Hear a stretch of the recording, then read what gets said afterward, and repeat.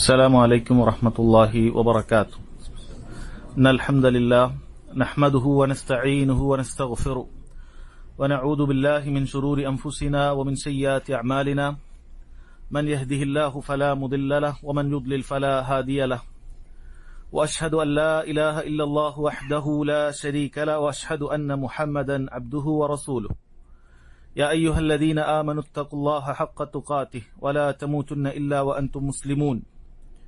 يا أيها الناس اتقوا ربكم الذي خلقكم من نفس واحدة وخلق منها زوجها وبث منهما رجالا كثيرا ونساء واتقوا الله الذي تساءلون به والأرحام إن الله كان عليكم رقيبا.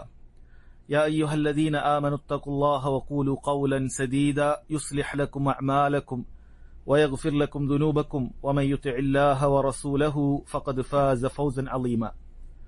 أما بعد فإن خير الكلام كلام الله وأحسن الحديث حديث محمد صلى الله عليه وسلم وشر الأمور محدثاتها وكل محدثة بدعة وكل بدعة ضلالة وكل ضلالة في النار. ഏറെ ബഹുമാന്യരായ സഹോദരങ്ങളെ സഹോദരിമാരെ, മക്കളെ എങ്ങനെയാണ് ഇസ്ലാമിക ചിട്ടയോടുകൂടി പരിപാലിക്കേണ്ടത് എന്ന വിഷയം മനസ്സിലാക്കാനാണ് ബഹുമാന്യ പണ്ഡിതൻ അശ്ശൈഖ് Abdur Razzaq bin Abdul Muhsin Abbad al Badr ഹഫിളഹുല്ലാഹ് അദ്ദേഹം രചിച്ചിട്ടുള്ള അദ്ദേഹത്തിന്റെ തന്നെ ഒരു മുഹാദറയായ അശ്റു റകായിസ് ഫി തർബിയത്തിൽ അബ്ന, മക്കളെ പരിപാലിക്കാൻ നാം ശ്രദ്ധിക്കേണ്ട 10 കാര്യങ്ങൾ എന്ന വിഷയം ഇൻഷാ അല്ലാഹ് നമ്മൾ ഈ ഒരു ക്ലാസ്സിൽ പറയാൻ ഉദ്ദേശിക്കുന്നത്. അല്ലാഹു സുബ്ഹാനഹു വ തആല കേൾക്കുന്ന കാര്യങ്ങളെല്ലാം യഥാരൂപത്തിൽ മനസ്സിലാക്കാനും നമ്മുടെയൊക്കെ ജീവിതത്തിൽ അത് പ്രാവർത്തികമാക്കാനും തൗഫീഖ് ചെയ്യുമാറാകട്ടെ. അല്ലാഹു അതുപോലെ തന്നെ നമ്മൾ കേൾക്കുന്ന എല്ലാ ഇൽമുകളും നമുക്ക് അനുകൂലമായി തീരാനും അതനുസരിച്ച് പ്രവർത്തിക്കാനുമുള്ള തൗഫീഖ് അല്ലാഹു സുബ്ഹാനഹു വ തആല നമുക്ക് നൽകി അനുഗ്രഹിക്കുമാറാകട്ടെ. സഹോദരങ്ങളെ, അല്ലാഹു സുബ്ഹാനഹു വ തആല നമുക്ക് നൽകിയ അനേകം ഉത്തരവാദിത്തങ്ങളിൽ വളരെ പ്രധാനപ്പെട്ട ഒരു ഉത്തരവാദിത്തമാണ് നമുക്കൊക്കെ അവൻ അനുഗ്രഹിച്ചു നൽകുന്ന നമ്മുടെ മക്കൾ എന്നുള്ളത്. അവരെ അതുകൊണ്ട് തന്നെ കൃത്യമായി പരിപാലിക്കുക, അവർക്ക് മര്യാദ പഠിപ്പിക്കുക, അവർക്ക് വേണ്ട ആവശ്യ നിർദ്ദേശങ്ങൾ നൽകുക എന്നുള്ളതെല്ലാം അല്ലാഹു സുബ്ഹാനഹു വ തആല നമുക്ക് ബാധ്യതയാക്കിയിട്ടുള്ള കാര്യമാണ്. ഒരു വിശ്വാസിയെ സംബന്ധിച്ചിടത്തോളം അവനെ എന്ത് കാര്യങ്ങൾ ഏൽപ്പിച്ചാലും അത് ഉത്തരവാദിത്തത്തോടുകൂടി നിർവഹിക്കുക എന്നുള്ളത് അവനെ സംബന്ധിച്ചിടത്തോളം ബാധ്യതയായിട്ടുള്ള കാര്യമാണ്. സൂറത്തുൽ മആരിജിലും അതുപോലെ മറ്റൊരുപാട് സൂറത്തിലും അല്ലാഹു സുബ്ഹാനഹു വ തആല പറഞ്ഞ കാര്യമാണ്. മുഅ്മിനീങ്ങളുടെ വിശേഷണങ്ങൾ പറയുന്നിടത്ത് വല്ലദീന ഹും ലിഅമാനാതിഹിം വഅഹ്ദിഹിം റാഊൻ, മുഅ്മിനീങ്ങൾ അവർക്ക് ഏൽപ്പിച്ചിട്ടുള്ള വിശ്വസിച്ചേൽപ്പിച്ചിട്ടുള്ള അമാനത്തുകളും അവരേർപ്പെട്ടിട്ടുള്ള കരാറുകളും റാഊൻ, അത് പാലിക്കുന്നവരാണ്, ലംഘിക്കുകയില്ല. അതൊരു വിശ്വാസിയുടെ ലക്ഷണത്തിൽപ്പെട്ടതാണ്. ഏത് കാര്യങ്ങളിലാകട്ടെ, കച്ചവടത്തിന്റെ കാര്യങ്ങളിലാകട്ടെ, മറ്റേതു നമ്മൾ വാക്കാലോ പ്രവർത്തിയാലോ ഏൽപ്പിക്കപ്പെട്ട നമ്മൾ ഏർപ്പെട്ടിട്ടുള്ള കരാറുകൾ അത് പാലിക്കൽ നമുക്ക് നിർബന്ധമാണ് എന്നുള്ളത് നമുക്കറിയപ്പെട്ട കാര്യമാണ്. സഹോദരങ്ങളെ, നമുക്കൊക്കെ അല്ലാഹു സുബ്ഹാനഹു വ തആല അനുഗ്രഹിച്ച് നൽകുന്ന മക്കൾ എന്ന് പറയുന്നത് ഈ ഇനത്തിൽപ്പെട്ട ഏറ്റവും വലിയൊരു അമാനത്താണ്. നമ്മുടെ മക്കളാണ്, നമുക്ക് ഇഷ്ടം പോലെ നമ്മൾ വളർത്തും. എന്റെ ഇഷ്ടമാണ്, എന്റെ മക്കളെ എങ്ങനെ വളർത്തണമെന്ന് ഞാനാണ് തീരുമാനിക്കുക, എനിക്കതിന്റെ സ്വാതന്ത്ര്യമുണ്ട് ആരും ധരിക്കാൻ പാടില്ല. മറിച്ച് ഓരോ മനുഷ്യനും, ആണാകട്ടെ പെണ്ണാകട്ടെ, അല്ലാഹു സുബ്ഹാനഹു വ തആല കുഞ്ഞായി അവന് നൽകിയിട്ടുണ്ട് എങ്കിൽ അതിനെ കൃത്യമായി പരിപാലിക്കുക, കൃത്യമായി അതിന് നൽകേണ്ട അല്ലാഹു സുബ്ഹാനഹു വ തആല പറഞ്ഞതുപോലെ അതിനെ പരിപാലിക്കുക എന്നുള്ളത് അവന് ബാധ്യതയായ കാര്യമാണ്, നിർബന്ധമായ കാര്യമാണ്, സുന്നത്തായ ഒരു കാര്യമല്ല അത്. അതുകൊണ്ട് സഹോദരങ്ങൾ വളരെ ഗൌരവത്തിൽ മനസ്സിലാക്കേണ്ട ഒരു വിഷയം തന്നെയാണ്. നോക്കൂ, അല്ലാഹു സുബ്ഹാനഹു വ തആല സൂറത്തു തഹ്രീമിൽ നമ്മൾ ഒരുപാട് കേട്ടിട്ടുള്ള ഒരു ആയത്താണത്. വിശ്വാസികളെ വിളിച്ചുകൊണ്ട് പറയാണ്, യാ അയ്യുഹല്ലദീന ആമനു ഖു അൻഫുസകും വഅഹ്ലീകും നാറ, മുഅ്മിനീങ്ങളെ, വിശ്വാസം സ്വീകരിച്ചവരെ, നിങ്ങൾ നിങ്ങളെ നരകത്തിൽ നിന്നും കാക്കേണ്ടതുണ്ട്. അവിടെ നിർത്തിയില്ല, വഅഹ്ലീകും നാറ, നിങ്ങളുടെ കുടുംബത്തിന്റെ കാര്യത്തെയും അവരെയും നരകത്തിൽ നിന്നും രക്ഷിക്കുക, സ്വർഗത്തിലേക്ക് പോകേണ്ട മാർഗങ്ങൾ അവർക്ക് പറഞ്ഞു കൊടുക്കുക എന്നുള്ളത് നിങ്ങൾക്ക് ബാധ്യതയാണ്. വഖൂദുഹന്നാസു വൽ ഹിജാർ, ആ നരകത്തിന്റെ കാഠിന്യത്തെക്കുറിച്ച് അവിടെ ഓർമ്മപ്പെടുത്തുന്നുണ്ട്. അത് നമ്മളെ ഭയാനകത ഓർമ്മപ്പെടുത്തുന്നത് അത് നിർബന്ധ ബുദ്ധിയാൽ നമ്മൾ ചെയ്യുന്നതിന് വേണ്ടിയിട്ടാണ്. അതിലുള്ള ഇന്ധനം എന്ന് പറയുന്നത് കല്ലുകളാണ്. അലൈഹ മലായികത്തുൻ ഗിലാദുൻ ഷിദാദ്, അതിൽ പരുഷ സ്വഭാവികളായ മലക്കുകളുണ്ട്. നിങ്ങൾക്ക് അവരോട് എന്തെങ്കിലുമൊക്കെ പറഞ്ഞൊപ്പിച്ചുകൊണ്ട് പുറത്തേക്ക് കിടക്കാനൊന്നും സാധിക്കുകയില്ല. നരകത്തിൽ പ്രവേശിച്ചാൽ അള്ളാഹുവിന്റെ അനുമതിയില്ലാതെ ഒരാൾക്കും അവിടെ നിന്നും പുറത്തു കടക്കാൻ സാധിക്കുകയില്ല. അത്ര ഗൌരവമുള്ള കാര്യമാണ് നരകം എന്നുള്ളത് അള്ളാഹു സുബ്ഹാനഹു വ തആല പറയാം. മഹാന്മാരായ പണ്ഡിതന്മാരെല്ലാം തന്നെ ഈ ആയത്തിനെ അവർ വിശേഷിപ്പിക്കാറുള്ളത് ഇത് മക്കളെ പരിപാലിക്കേണ്ടതിന്റെ ബാധ്യത അറിയിക്കുന്ന അടിസ്ഥാനപരമായ ഒരു ആയത്താണിത്. അതായത് ഇതിൽ കുടുംബത്തിന്റെ കാര്യം പറഞ്ഞിരിക്കുന്നു. ഭാര്യയാകട്ടെ മക്കളാകട്ടെ ആ മുഴുവൻ കുടുംബത്തെയും പരിപാലിക്കൽ ഓരോ ഗൃഹനാഥനും ബാധ്യതയുണ്ട് എന്നറിയിക്കുന്ന കാര്യമാണിത്. മഹാനായ ഖലീഫ റാഷിദ് അലി ബിൻ അബി താലിബ് റളിയല്ലാഹു അൻഹു അദ്ദേഹം ഈ ആയത്തിനെ കുറിച്ച് പറഞ്ഞിട്ടുള്ളത് ഇമാം അത്തൊബരി അദ്ദേഹത്തിന്റെ തഫ്സീറിൽ കൊടുത്തത് കാണാൻ സാധിക്കും. അല്ലിമൂഹും വഅദ്ദിബൂഹും, അഥവാ നിങ്ങളുടെ കുടുംബത്തെ നിങ്ങൾ ദീന് പഠിപ്പിക്കേണ്ടതുണ്ട്, മര്യാദ പഠിപ്പിക്കേണ്ടതുണ്ട് എന്നാണ് ഇതിന്റെ അർത്ഥം. അവരെ നരകത്തിൽ നിന്ന് സൂക്ഷിക്കുക എന്ന് പറഞ്ഞാൽ എന്താണ് അതുകൊണ്ട് അർത്ഥമാക്കുന്നത്? സ്വർഗത്തിലേക്ക് പ്രവേശിക്കേണ്ടതായ കാര്യങ്ങൾ, അതിനെളുപ്പമാകുന്ന കാര്യങ്ങൾ, ദീൻ, അത് പഠിപ്പിച്ചു കൊടുക്കുക. എന്നാൽ ഇന്ന കാര്യങ്ങളെല്ലാം നരകത്തിലേക്ക് പോകുന്ന കാര്യമാണ്, അതിൽ നിന്ന് നമ്മൾ വിട്ടുനിൽക്കേണ്ടതുണ്ട്. എന്നാൽ ദീൻ അവരെ പഠിപ്പിക്കുക, ഇസ്ലാമിക മര്യാദകൾ അവർക്ക് പഠിപ്പിച്ചു കൊടുക്കുക എന്നുള്ളതാണ് ഇതുകൊണ്ട് ഉദ്ദേശിക്കുന്നത് എന്ന് മഹാനായ അലി ബിൻ അബി താലിബ് റളിയല്ലാഹു അൻഹു പറഞ്ഞത് നമുക്ക് കാണാൻ സാധിക്കും. അതുപോലെ സഹോദരങ്ങളെ, നബി സല്ലല്ലാഹു അലൈഹി വസല്ലം എത്ര ഗൌരവത്തോടു കൂടിയാണ് പറഞ്ഞിട്ടുള്ളത്. ഇമാം ബുഖാരിയൊക്കെ ഉദ്ധരിക്കുന്ന സ്വഹീഹായ ഹദീസ് ഇമാം മുസ്ലിം ഉദ്ധരിച്ചിട്ടുണ്ട്. ഈ ഹദീസിൽ കാണാൻ സാധിക്കും നബി സല്ലല്ലാഹു അലൈഹി വസല്ലം പറയാൻ, കുല്ലുക്കും റാഇൻ വകുല്ലുക്കും മസ്ഊലുൻ അൻ റഇയതിഹി, നിങ്ങൾ ഓരോരുത്തരും ഉത്തരവാദിത്തമുള്ളവരാണ്. നിങ്ങളുടെ കീഴിലുള്ള പ്രജകളെക്കുറിച്ച് നിങ്ങളോട് ചോദ്യം ചെയ്യപ്പെടും എന്ന് നബി സല്ലല്ലാഹു അലൈഹി വസല്ലം പറയാൻ.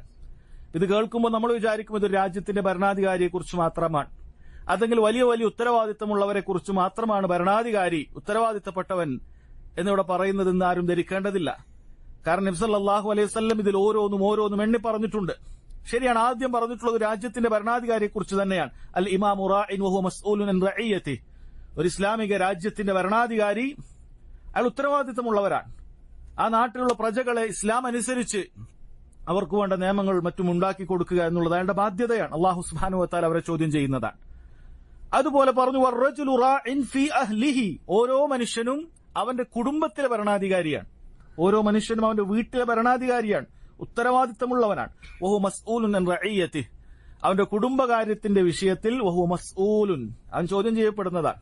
പണ്ഡിതന്മാർ മസ്ഊൽ, ചോദ്യം ചെയ്യപ്പെടുന്നവനാണ്. അല്ലാഹു സുബ്ഹാനഹു വ തആല മുന്നിൽ ഈ കുടുംബത്തിന്റെ ഓരോ കാര്യം ചോദ്യം ചെയ്യപ്പെടും. അതാണ് നിസാരമല്ല എന്ന് പറഞ്ഞത്. വഹു മസ്ഊലുൻ അൻ റഇയതിഹി, എന്താ നിന്റെ ഭാര്യയോട് ഇത് പറഞ്ഞു കൊടുത്തില്ല?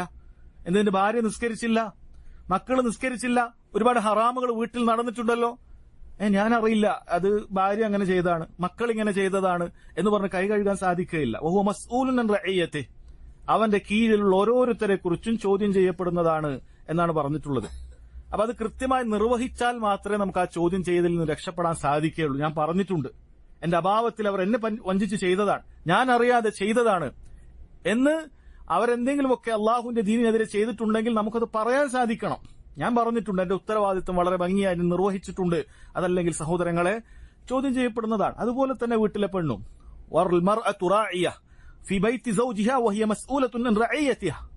തന്റെ ഭർത്താവിന്റെ വീട്ടിലെ ഭരണമേൽപ്പിക്കപ്പെട്ട, ഉത്തരവാദിത്തം ഏൽപ്പിക്കപ്പെട്ടവളാണ് ഓരോ പെണ്ണും. ആ വീട്ടിൽ നടക്കുന്ന കാര്യത്തെക്കുറിച്ച് അവൾക്കും ചോദ്യമുണ്ട്. അതുപോലെ ഒരു മുതലാളിയുടെ കീഴിൽ ജോലി ചെയ്യുന്ന ഓരോ ഹാദിമുകളും ഓരോ ഭൃത്യന്മാരും അവർക്ക് അവരുടെ മുതലാളിയുടെ സ്വത്തുമായി ബന്ധപ്പെട്ട കാര്യങ്ങൾ, അല്ലെങ്കിൽ ഓരോ കമ്പനിയിൽ ജോലി ചെയ്യുന്നവരൊക്കെ ഇത് ശ്രദ്ധിക്കേണ്ട കാര്യം തന്നെയാണ്. ഓരോ ജോലി, ഒരു ചെറിയൊരു കടയാണ് ഒരാൾ ഏൽപ്പിച്ചിട്ടുള്ളത്, ഒരു ബക്കാലയാണ് ഏൽപ്പിച്ചിട്ടുള്ളത് വിചാരിക്കുക, തന്നെ മുതലാളിയാണ് ഏൽപ്പിച്ചിട്ടുള്ളത്. അതിലവൻ വഞ്ചന കാണിച്ചാൽ, തന്നെ മുതലാളിയെ പറ്റിക്കുന്ന കാര്യങ്ങൾ ചെയ്താൽ അത് ചോദ്യം ചെയ്യപ്പെടുന്നതാണ്. ചിലപ്പോൾ നിന്റെ ജീവിതകാലത്ത് നീ ചിലപ്പോൾ ഒരു മോഷ്ടിക്കുന്ന ഒരു റിയാല് നിന്റെ മുതലാളി ഒരിക്കലും അറിയാൻ പോകുന്നില്ല. കാരണം ആയിരക്കണക്കിന് റിയാലുകൾ അവിടെ കച്ചവടം ചെയ്യുമ്പോൾ ഒരു റിയാല് നീ മാറ്റിവെച്ചാൽ, അല്ലെങ്കിൽ 10 റിയാല് നീ മാറ്റിവെച്ചാൽ ചിലപ്പോൾ അറിയാൻ പോകുന്നില്ല. പക്ഷെ അല്ലാഹു സുബ്ഹാനഹു വ തആല അത് നാളെ പരലോകത്ത് നിന്നോട് ചോദിക്കുമെന്നുള്ളതാണ്. അവിടെയുള്ള മുഴുവൻ കാര്യങ്ങളും അതിന് ഉത്തരവാദിത്തത്തോടുകൂടി നീ നിർവഹിക്കേണ്ടതുണ്ട്. നീ അലംഭാവം കാണിക്കാൻ പാടില്ല. എന്നിട്ട് പറയണം, അല കുല്ലുക്കും റാഇൻ വകുല്ലുക്കും മസ്ഊലുൻ അൻ റഇയതി, എല്ലാവരും അതുപോലെ എന്തെങ്കിലുമൊക്കെ രീതിയിൽ ഉത്തരവാദിത്തമുള്ളവരാണ്, അവരോടുള്ള ആ ഉത്തരവാദിത്തത്തെക്കുറിച്ച് ചോദ്യം ചെയ്യപ്പെടുന്നതാണ് എന്ന് സഹോദരങ്ങളെ നബി സല്ലല്ലാഹു അലൈഹി വസല്ലം ഇവിടെ അറിയിക്കുന്നുണ്ട്. മഹാനായ ഇബ്നു ഉമർ റളിയല്ലാഹു അൻഹുമ അദ്ദേഹം പറഞ്ഞത് കാണാൻ സാധിക്കും, അദ്ദിബ് ഇബ്നക്, നീ നിന്റെ മകനെ നീ എന്ത് ചെയ്യണം? മര്യാദ പഠിപ്പിക്കണം. ഫഇന്നക മസ്ഊലുൻ അൻ വലദിക്, നിന്റെ കുട്ടിയെക്കുറിച്ച് അല്ലാഹു സുബ്ഹാനഹു വ തആല നിന്നോട് ചോദിക്കുന്നതാണ്. മാദാ അദ്ദബ്തഹു വമാദാ അല്ലംതഹു, എന്ത് മര്യാദയാണ് പഠിപ്പിച്ചത്, ദീനിന്റെ എന്ത് ഇൽമാണ് നീ അവന് പകർന്നു നൽകിയത്, അല്ലാഹു സുബ്ഹാനഹു വ തആല ചോദിക്കുന്നതാണ് എന്ന് മഹാനായ ഇബ്നു ഉമർ റളിയല്ലാഹു അൻഹുമ അദ്ദേഹം പറഞ്ഞത് കാണാൻ സാധിക്കും. അതുകൊണ്ട് സഹോദരങ്ങൾ, നിസ്സാരമായ കാര്യമല്ല മക്കൾക്ക് ദീനിന്റെ വിജ്ഞാനങ്ങൾ പകർന്നു കൊടുക്കുക, വിശിഷ്യ അതിൽ നിർബന്ധമായ കാര്യങ്ങൾ പഠിപ്പിച്ചു കൊടുക്കുക എന്നുള്ളത് വളരെ ഗൌരവത്തിൽ മനസ്സിലാക്കേണ്ട കാര്യമാണ് എന്ന് നമ്മൾ അറിയുക. അല്ലാഹു സുബ്ഹാനഹു വ തആല ഖുർആനിൽ ബാധ്യതകൾ എണ്ണി പറയുന്നിടത്ത് നമുക്ക് ഖുർആൻ മുസ്ഹഫ് എടുത്ത് നോക്കിയാൽ സൂറത്തുൽ അങ്കബൂത്തിൽ നമുക്ക് കാണാൻ സാധിക്കും, അതുപോലെ സൂറത്തുൽ ലുഖ്മാനിലൊക്കെ കാണാൻ സാധിക്കും. അല്ലാഹു സുബ്ഹാനഹു വ തആല മാതാപിതാക്കളോടുള്ള മര്യാദ പഠിപ്പിക്കുന്നുണ്ട്. വസ്സൈനൽ ഇൻസാന ബിവാലിദൈഹി ഹുസ്ന, മനുഷ്യർക്കിതാ തന്റെ മാതാപിതാക്കളോട് നന്മയിൽ വർത്തിക്കുവാൻ, ഇഹ്സാനോടുകൂടി വർത്തിക്കുവാൻ ഞാനിതാ നിങ്ങൾക്ക് ബലവത്തായ വസിയത്ത് ഉപദേശം നൽകിയിരിക്കുന്നു എന്ന് അല്ലാഹു സുബ്ഹാനഹു വ തആല പറഞ്ഞിട്ടുണ്ട്. ഇത് പലപ്പോഴും നമ്മൾ കേൾക്കുന്നതാണ്. എന്നാൽ മുസ്ഹഫിന്റെ ക്രമം നോക്കിയാൽ ഇതിനേക്കാൾ ഏറെ മുമ്പ് സൂറത്തുൻ നിസായിൽ അല്ലാഹു സുബ്ഹാനഹു വ തആല കുട്ടികളുടെ കാര്യത്തെക്കുറിച്ച് പറഞ്ഞിട്ടുണ്ട്. യൂസീകുമുല്ലാഹു ഫീ ഔലാദിക്കും, അല്ലാഹു സുബ്ഹാനഹു വ തആല നിങ്ങളുടെ കുട്ടികളുടെ കാര്യത്തിൽ ഇതാ വസിയത്ത് നൽകിയിട്ടുണ്ട് എന്നാണ് പറഞ്ഞിട്ടുള്ളത്. മഹാന്മാരായ പണ്ഡിതന്മാർ ഇബ്നുൽ ഖയ്യിം റഹിമഹുല്ലാഹ് അദ്ദേഹത്തിന് തുഹ്ഫത്തുൽ മൗദൂദ് എന്ന് പറയുന്ന ഒരു ഗ്രന്ഥമുണ്ട്. കുട്ടി ജനിച്ചാൽ നമ്മൾ പാലിക്കേണ്ടതായ മര്യാദകളൊക്കെ പഠിപ്പിക്കുന്ന ഒരുപാട് ഹദീസുകളൊക്കെ ഉൾക്കൊള്ളിച്ചിട്ടുള്ള ഒരു ഗ്രന്ഥമാണത്.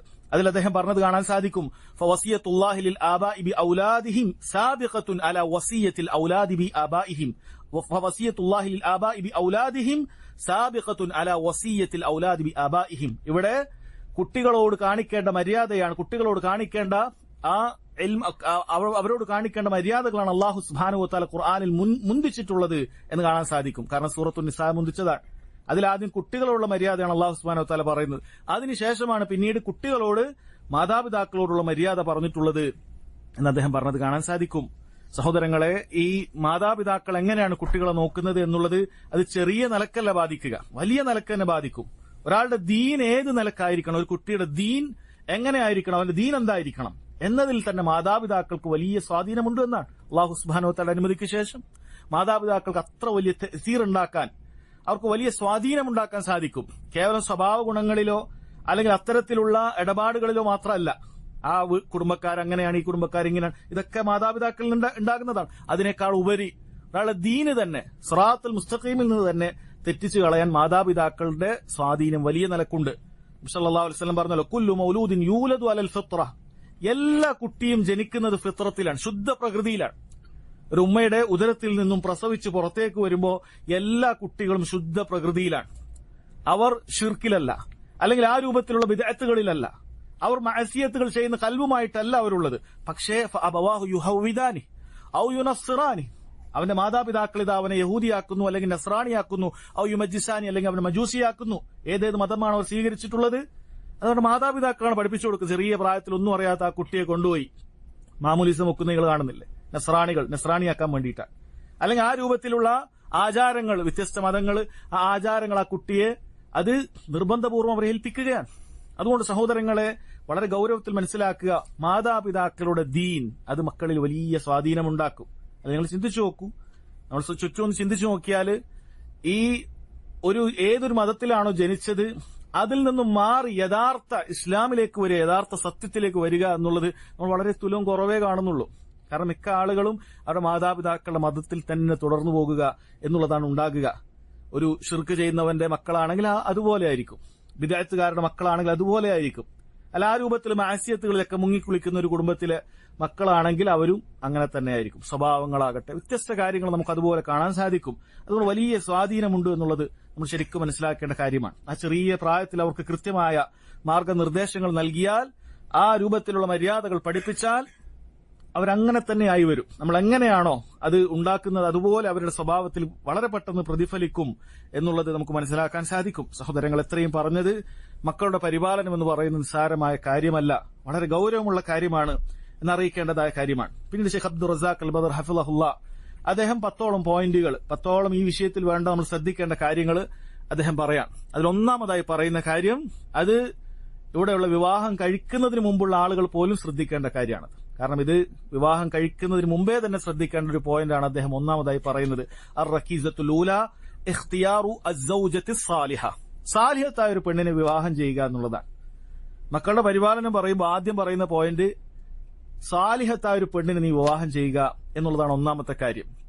എന്തുകൊണ്ടാണ് അങ്ങനെ പറയുന്നത്? കാരണം ഒരു സാലിഹത്തായ ഒരു പെണ്ണിനെ അവൻ വിവാഹം ചെയ്തു കഴിഞ്ഞാൽ തീർച്ചയായും ആ പെണ്ണിലൂടെയാണ് അവന് കുട്ടികൾ ഉണ്ടാകുന്നത്.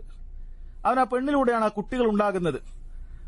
നീ വിവാഹം ചെയ്യുന്ന പെണ്ണ് നല്ല ദീനിൽ അറിയപ്പെട്ട ഇസ്തിഖാമത്തുള്ള നല്ല സ്വഭാവമുള്ള തഖ്വയുള്ള ഒരു പെണ്ണാണെങ്കിൽ തീർച്ചയായും നിന്റെ മക്കളിൽ അതിൽ വലിയ പ്രതിഫലനമുണ്ടാകും. പ്രത്യേകിച്ചും മക്കളോട് ഏറ്റവും അടുത്ത് നിൽക്കുന്നത് അവർ ഉമ്മമാരാണ്, യാതൊരു സംശയവുമില്ല. ഏറ്റവും കൂടുതൽ മക്കളോട് ചേർന്നിരിക്കുന്നത് ഉമ്മമാരാണ്. അതുകൊണ്ട് തന്നെ ആ ഉമ്മമാർ നന്നായി കഴിഞ്ഞാൽ, നല്ലൊരു ഭാര്യയായി എന്റെ ഭാര്യ മാറിക്കഴിഞ്ഞാൽ സഹോദരങ്ങളെ അതിൽ വലിയ സ്വാധീനമുണ്ടാകും മക്കളിൽ.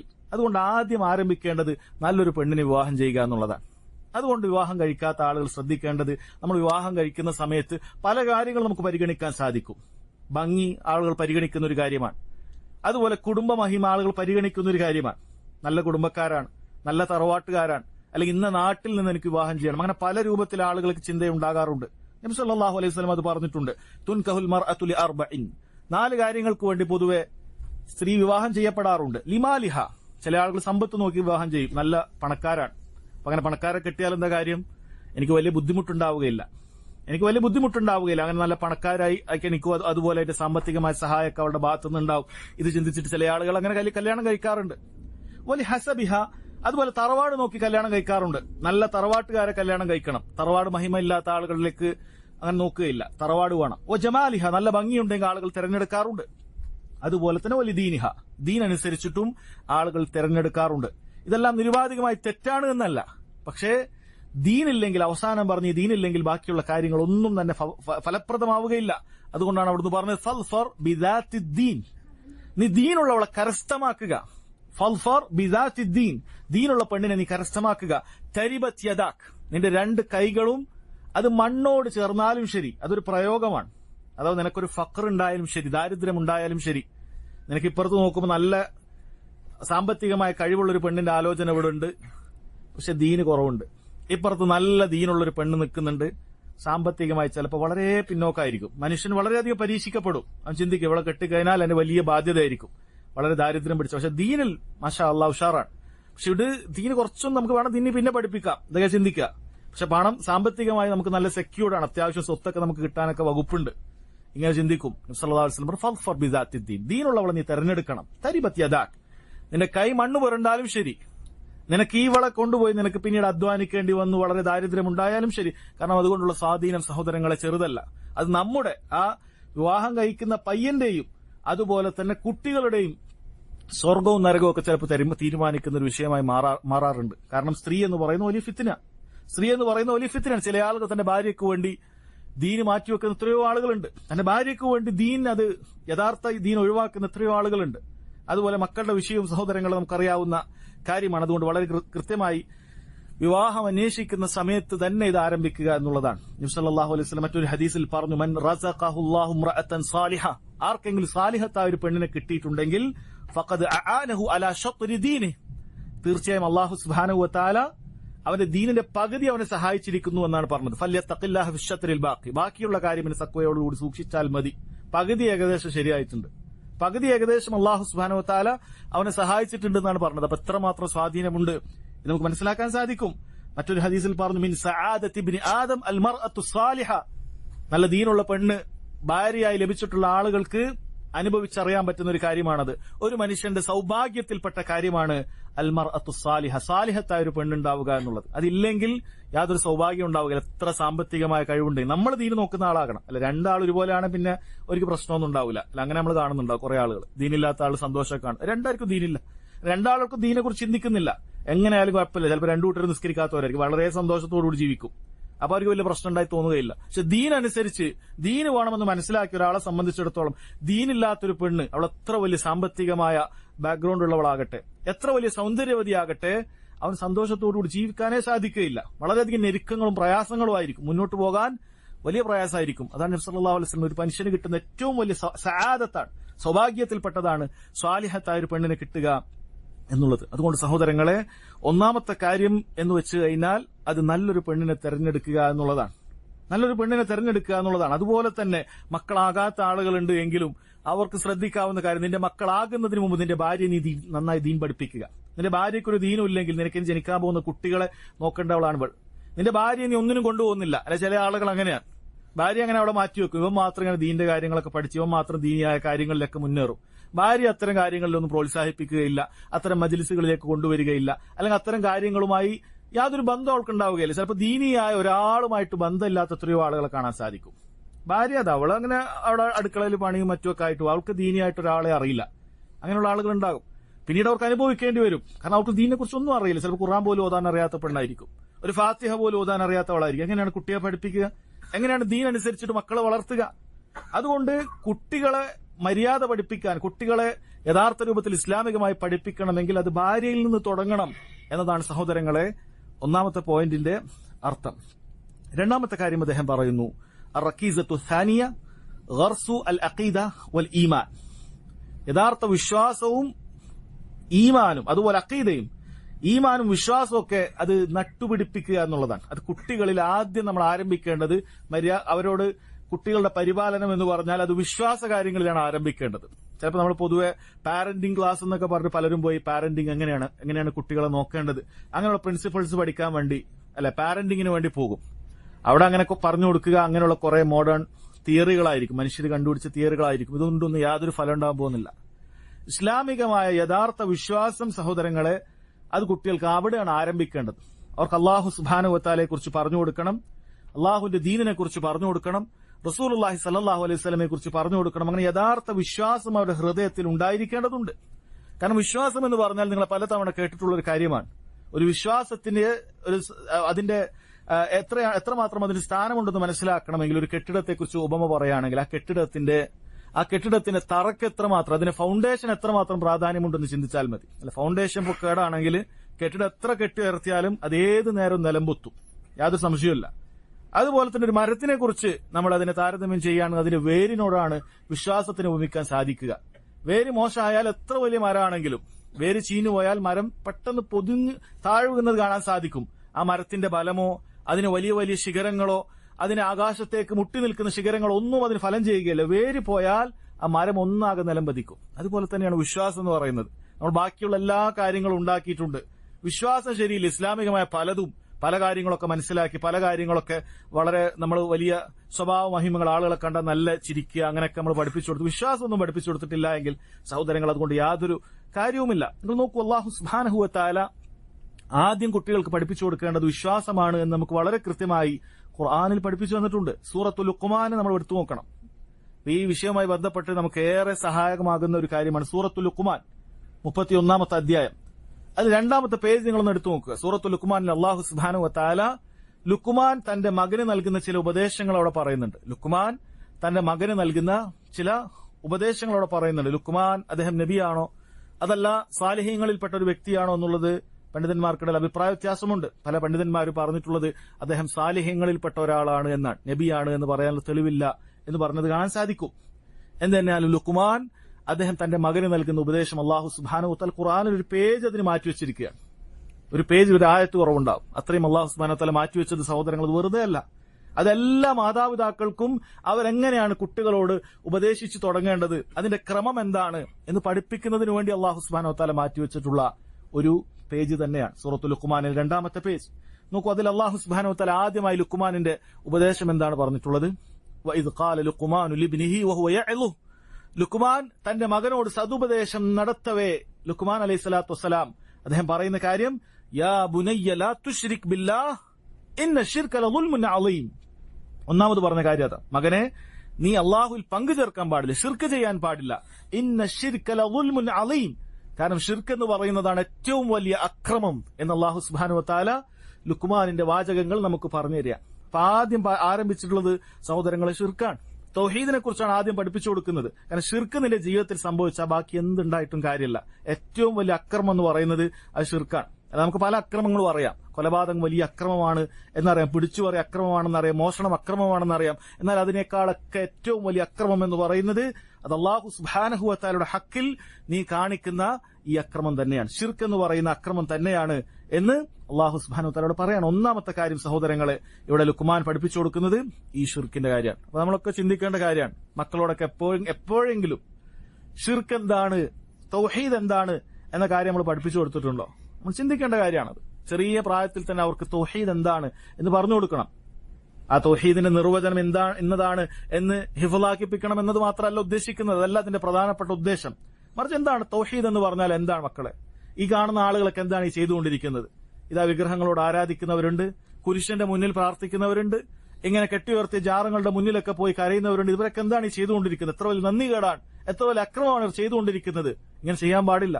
നമ്മളെ സൃഷ്ടിച്ചത് അള്ളാഹുവാണ്, നമുക്ക് പരിപാലിക്കുന്ന അള്ളാഹുവാണ്, നമ്മുടെ സദാ നമുക്ക് വേണ്ട അനുഗ്രഹങ്ങൾ ചൊരിഞ്ഞു തരുന്നത് അള്ളാഹുവാണ്. ആ അള്ളാഹുവിനോട് മാത്രമേ നമ്മൾ സഹായം തേടാനും പ്രാർത്ഥിക്കാനും നമ്മുടെ ഇബാദത്തുകൾ മുഴുവൻ അർപ്പിക്കാനും പാടുള്ളൂ എന്ന് നമ്മൾ വളരെ കൃത്യമായി പറഞ്ഞു കൊടുക്കേണ്ട കാര്യമാണ്.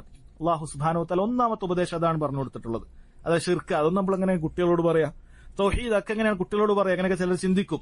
അവർക്ക് മനസ്സിലാവുന്നതാണ്. ഇല്ല, അവർക്ക് ഏറ്റവും ആദ്യം മനസ്സിലാക്കുന്ന കാര്യം അത് തന്നെയാണ്. അതുകൊണ്ട് ഒന്നാമത്തെ കാര്യം സഹോദരങ്ങളെ അതാണ്. നോക്കൂ, അതുപോലെ തന്നെ അഖീദപരമായ കാര്യം തന്നെയാണ് അടുത്തത് പറഞ്ഞു കൊടുക്കുന്നത്. നിസ്കാരം പറയുന്നതിന് മുമ്പൊക്കെ ഇതിൽ പറയുന്ന കാര്യം എന്താണ്? യാ ബുനയ്യ ഇന്നഹാ ഇൻ തകും മിസ്ഖാല ഹബ്ബത്തിൻ മിൻ ഖർദലിൻ ഫതകുൻ ഫീ സഖറത്തിൻ ഔ ഫിസ് സമാവാതി ഔ ഫിൽ അർദ് യഅതി ബിഹല്ലാഹ് ഇന്നല്ലാഹ ലത്തീഫുൻ ഖബീർ. മകനെ, ഒരു നിസ്സാരമായ ഒരു കാര്യം, അതൊരു മിസ്ഖാല ഹബ്ബത്തിന്, ഒരു ധാന്യമണിയുടെ നിസ്സാരമായ ഒരു കാര്യമാകട്ടെ, എന്നിട്ട് നീ അതൊരു പാറക്കുള്ളിൽ വെച്ച് ചെയ്തു. നന്മയാകട്ടെ തിന്മയാകട്ടെ, നിന്റെ ഒരു പ്രവൃത്തി ഒരു പാറയുടെ ഉള്ളിൽ തുറന്നുകൊണ്ട് നീ അതിന്റെ ഉള്ളിൽ പോയി ചെയ്തു. ആരും അത് കാണാൻ പോകുന്നില്ല. ആകാശത്ത് എവിടെയെങ്കിലൊക്കെ പോയി നീ ചെയ്തു, ഭൂമിയിൽ എവിടെയെങ്കിലൊക്കെ മാറി നീ ചെയ്താൽ യഅതി ബിഹല്ലാഹ്, നീ ചെയ്ത് അല്ലാഹു സുബ്ഹാനഹു വ തആല കൊണ്ടുവരിക തന്നെ ചെയ്യും. കാരണം ഇന്നല്ലാഹ ലത്തീഫുൻ ഖബീർ, എല്ലാം സസൂക്ഷ്മമായി അറിയുന്ന ലത്തീഫും ഖബീറുമാണ് അല്ലാഹു സുബ്ഹാനഹു വ തആല. ഇതാണ് ലുക്മാൻ യാ ബുനയ്യ, പൊന്നുമകനെ എന്ന് പറഞ്ഞിട്ട് പഠിപ്പിക്കുന്നത്. കാരണം ഇത് പഠിപ്പിച്ചു കൊടുത്തു കഴിഞ്ഞാല് പിന്നെന്തുണ്ടാവില്ല? അല്ലെ, മാതാപിതാക്കളുടെ അഭാവത്തിൽ കുട്ടികൾ മോശമാകുന്ന അവസ്ഥ പലപ്പോഴും ഉണ്ടാകാറുണ്ട്. ഉപ്പയും ഉമ്മയും കാണുമ്പോൾ അവർ നന്നായിരിക്കും, ഉമ്മയുടെ അഭാവത്തിൽ അവരെന്ത് ചെയ്യും? ഏറ്റവും മോശപ്പെട്ട അവസ്ഥയിലേക്കൊക്കെ പോകും. അപ്പൊ അവരെ പഠിപ്പിക്കേണ്ട കാര്യം ഇതാണ്. മകനെ, നീ എനിക്ക് വേണ്ടിയിട്ടല്ല ഇത് ചെയ്യേണ്ടത്. അല്ലാഹു സുബ്ഹാനഹു വ തആല നീ എവിടെ പോയി ചെയ്താലും ഇത് അറിയുന്നതാണ്. നീ ഒരു നന്മ ചെയ്താലും അല്ലാഹു തആല നാളെ അത് കൊണ്ടുവരും, പാഴാക്കി കളയില്ല. നീ ഒരു തിന്മ ചെയ്താലും അല്ലാഹു സുബ്ഹാനഹു വ തആല അത് അറിയാതെ പോവുകയില്ല. അതെവിടെ പോയി നീ ചെയ്താലും. ഉപ്പ അവിടെ ഉണ്ടായിട്ടില്ല, ഉമ്മ അവിടെ ഉണ്ടായിട്ടില്ല. അപ്പൊ ആ അവസരത്തിലാണ് പലരും പല തിന്മകളിലേക്കും ചെന്നെത്തുക. അല്ലെ, മാതാപിതാക്കളില്ലാത്ത, കുടുംബങ്ങളില്ലാത്ത സ്ഥലങ്ങളിലേക്ക് എത്തിയാലാണ് പലപ്പോഴും അവർ മോശത്തിൽ ജീവിക്കുക. അങ്ങനെ ഒരുപാട് ആളുകളുണ്ട്. നാട്ടിലേക്ക് വന്നാൽ കുടുംബക്കാരോടൊപ്പം ഉണ്ടായാൽ നല്ലവരായിരിക്കും. എന്നാൽ അവരെ വേറെ കടയിലൊക്കെ പഠിക്കാൻ അയച്ചു, വേറെ കടയിലൊക്കെ കൊണ്ടയച്ചാൽ വളരെ മോശപ്പെട്ട കൂട്ടുകെട്ടിലേക്കും മറ്റുമൊക്കെ എത്തുന്ന സമയത്ത് അവർ അതിനോടൊപ്പം ചേരുന്നതായിരിക്കും. എന്നാൽ മാതാപിതാക്കളുടെ മുന്നിൽ നല്ലവരായിട്ടിരിക്കും. അങ്ങനെ എത്രയോ ആളുകളുണ്ട്. അപ്പൊ ആദ്യം കുട്ടികൾക്ക് പഠിപ്പിച്ചു കൊടുക്കുന്നത് നിസ്കരിക്കുന്നതിന് മുമ്പ്, നിസ്കാരത്തിന്റെ കാര്യം പറഞ്ഞു കൊടുക്കുന്നതിന് മുമ്പ് മുറാഖബത്തിനെ കുറിച്ച്, അല്ലാഹു സുബ്ഹാനഹു വ തആല എല്ലാം കാണുന്നവരാണ് എന്ന കാര്യം പഠിപ്പിച്ചു കൊടുക്കാൻ.